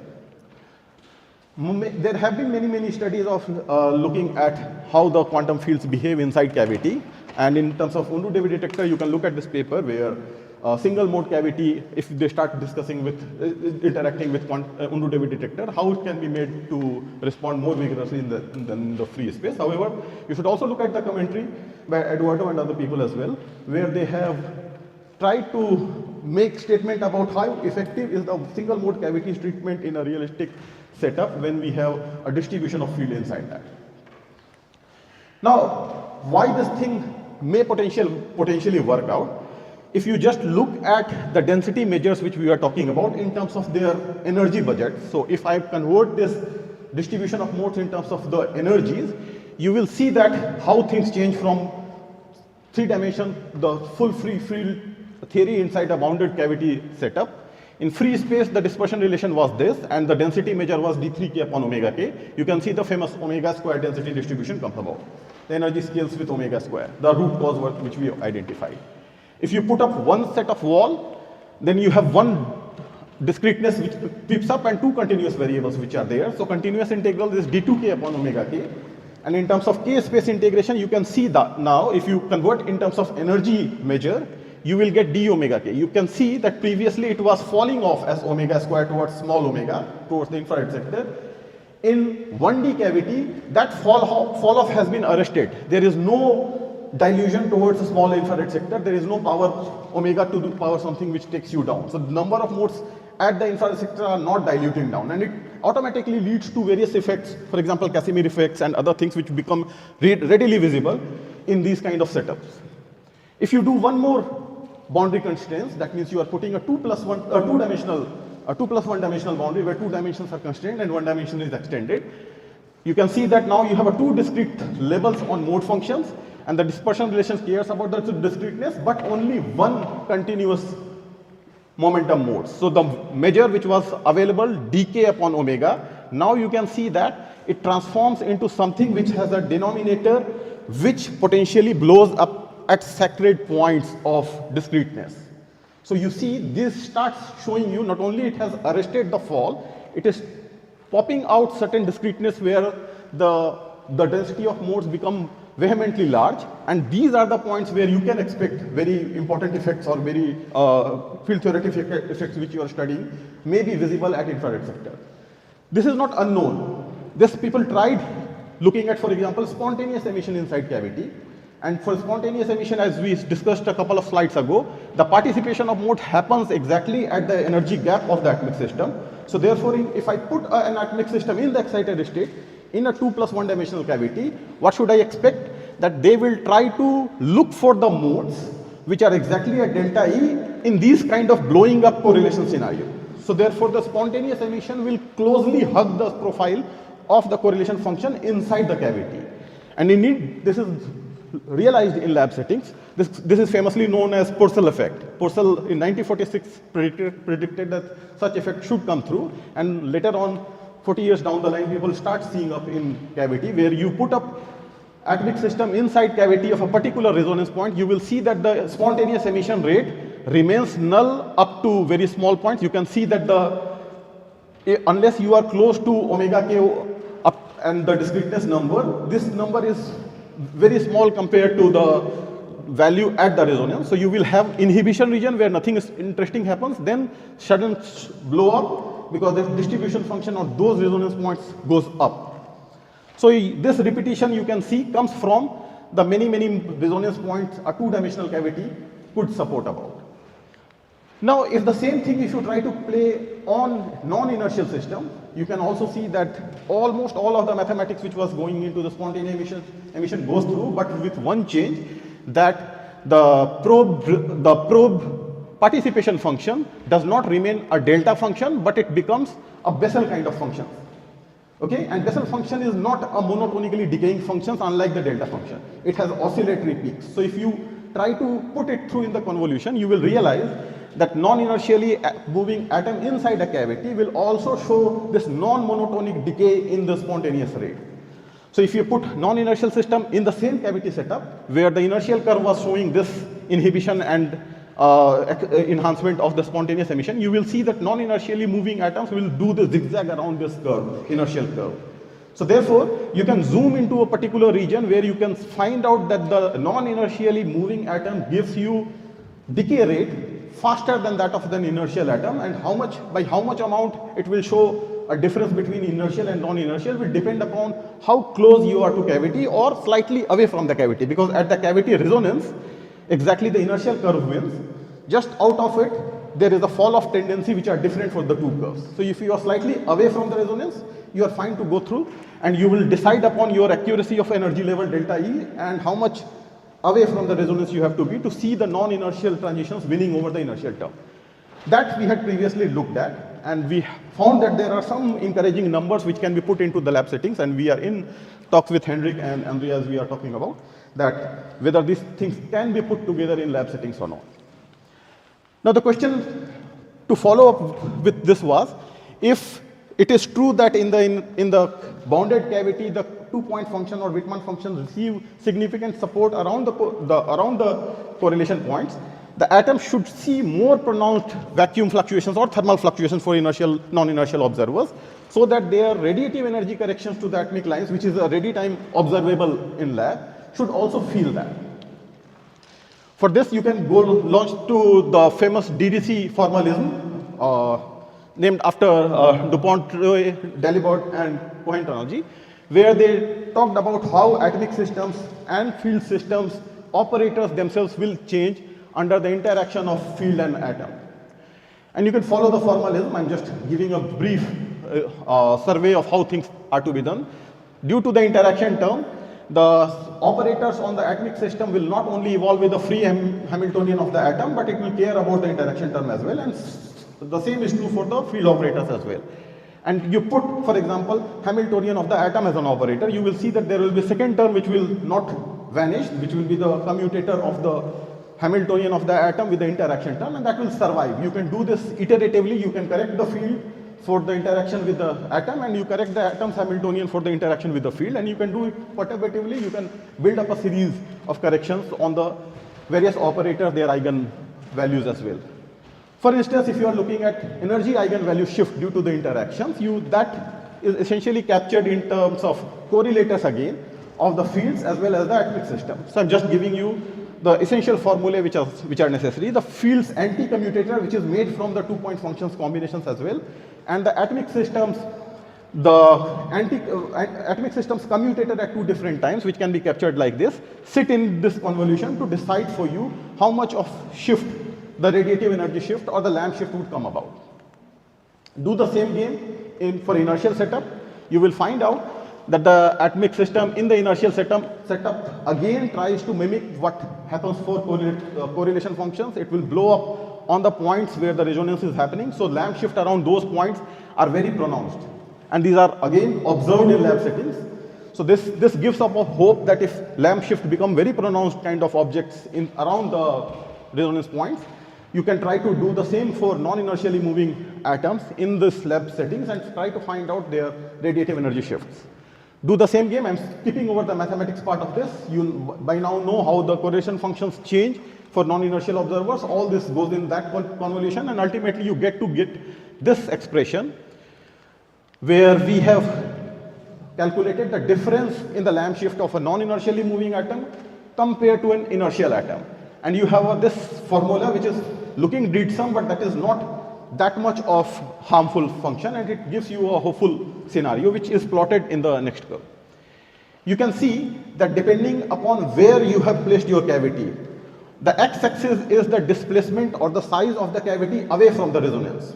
If you are exactly at the resonance, again, the lamp shift of the inertial atom will be many orders higher than compared to the non-inertially moving atom's lamp shift. But if you are slightly away from that, how much away you are will decide how much non-inertial lamp shift is winning over the inertial lamp shift.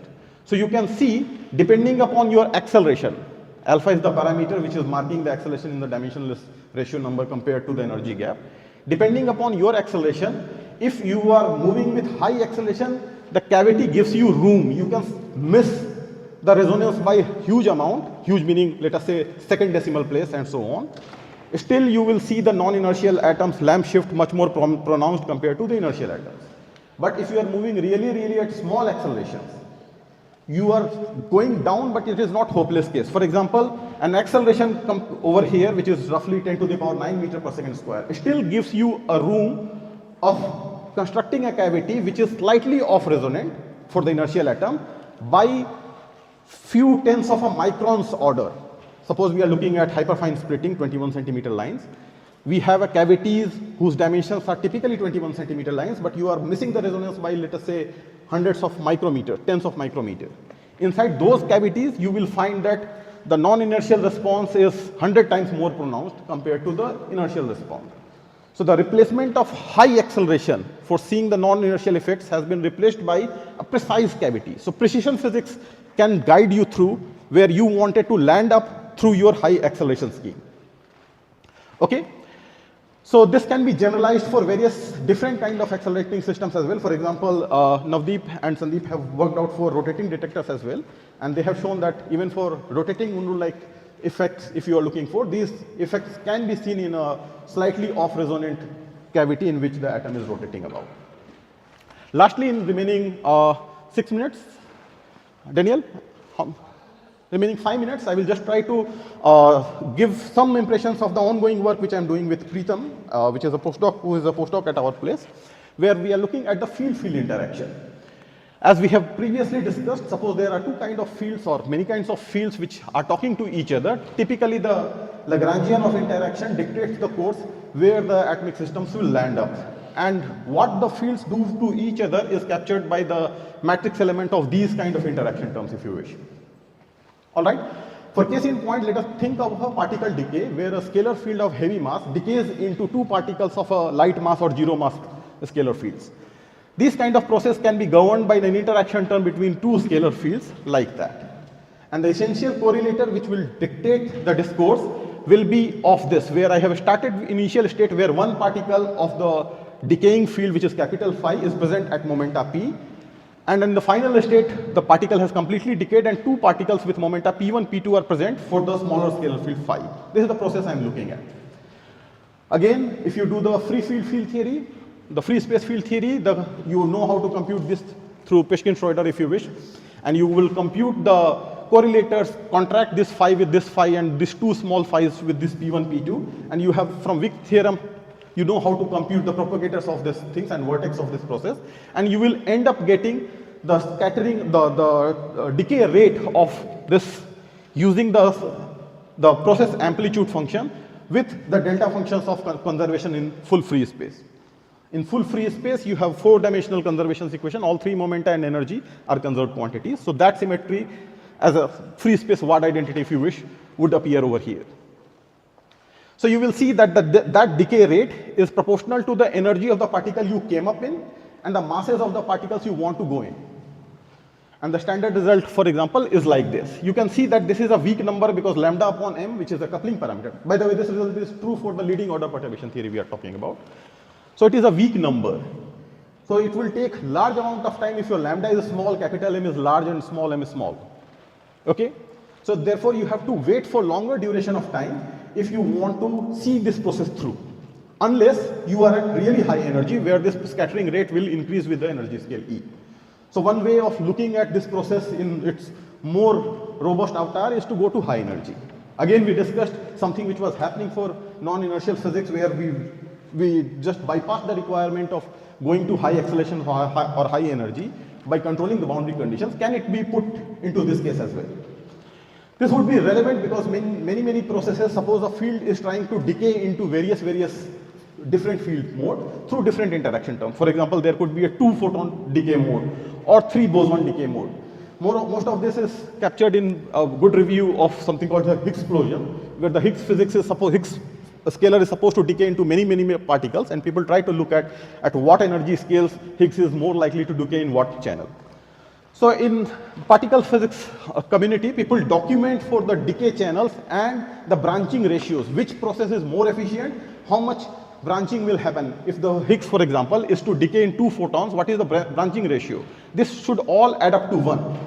So therefore, it tells you which process is more likely to happen at what energy scales. Remember, 2 parameters, coupling and energy, came about. So their combination in this process decides what would be the effective rate and what will be the branching ratio. And at different energy scales, how the branching ratio changes is also being documented from LHC side. Now suppose I want to look at a particular process. Suppose I want to enhance the double photon decay process, Higgs decaying into quantum electrodynamics particles. What should I do if I have to just look at the data of this branching ratio? You will see that the double photon decay is not a prominent channel of decay for Higgs, for instance. All right? What you can do, again, try controlling the boundary condition. I'm giving you an illustrative example where I put the Higgs field, let us say, or electrodynamical field where it wants to decay into a 2+1 dimensional cavity. You can see there will be a free mode, which is 1-dimensional integration, and 2 discrete modes. I'm just putting, for illustrative example, the balls of the boundary at 0 and L, so that the sign functions are the modes contribution in those directions. Do the same computation which we did. Do this Wick rotation, the Wick theorem or the Wick contraction in this case with reduced symmetry, because you are living inside a box where there is a boost symmetry along the z direction, but no such symmetry along xy direction where you put in the walls. So your process amplitude will be now consisting of this thing, this 2-dimensional delta functions, and ultimately you work this out. I'm just flashing you the final result, what you will get.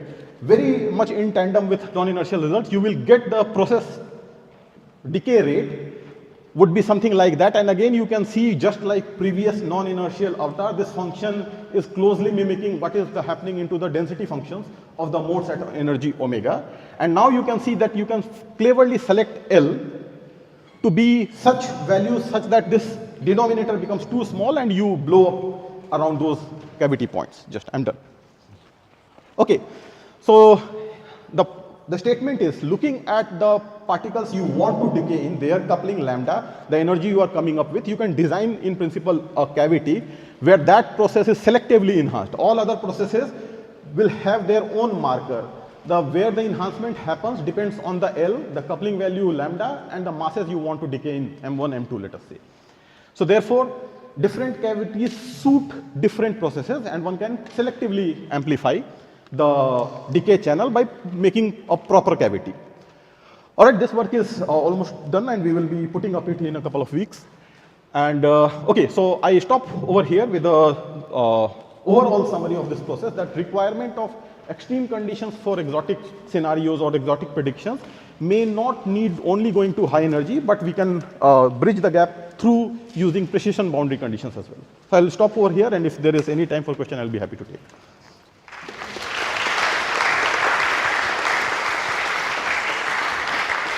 Thank you very much. I think in the interest of sticking to the schedule and not being physically kicked out of the building, we'll delay questions basically to the lunch. Are there any announcements? So, okay, so lunch and working group meetings afterwards. And again, thank you to all the speakers of this morning.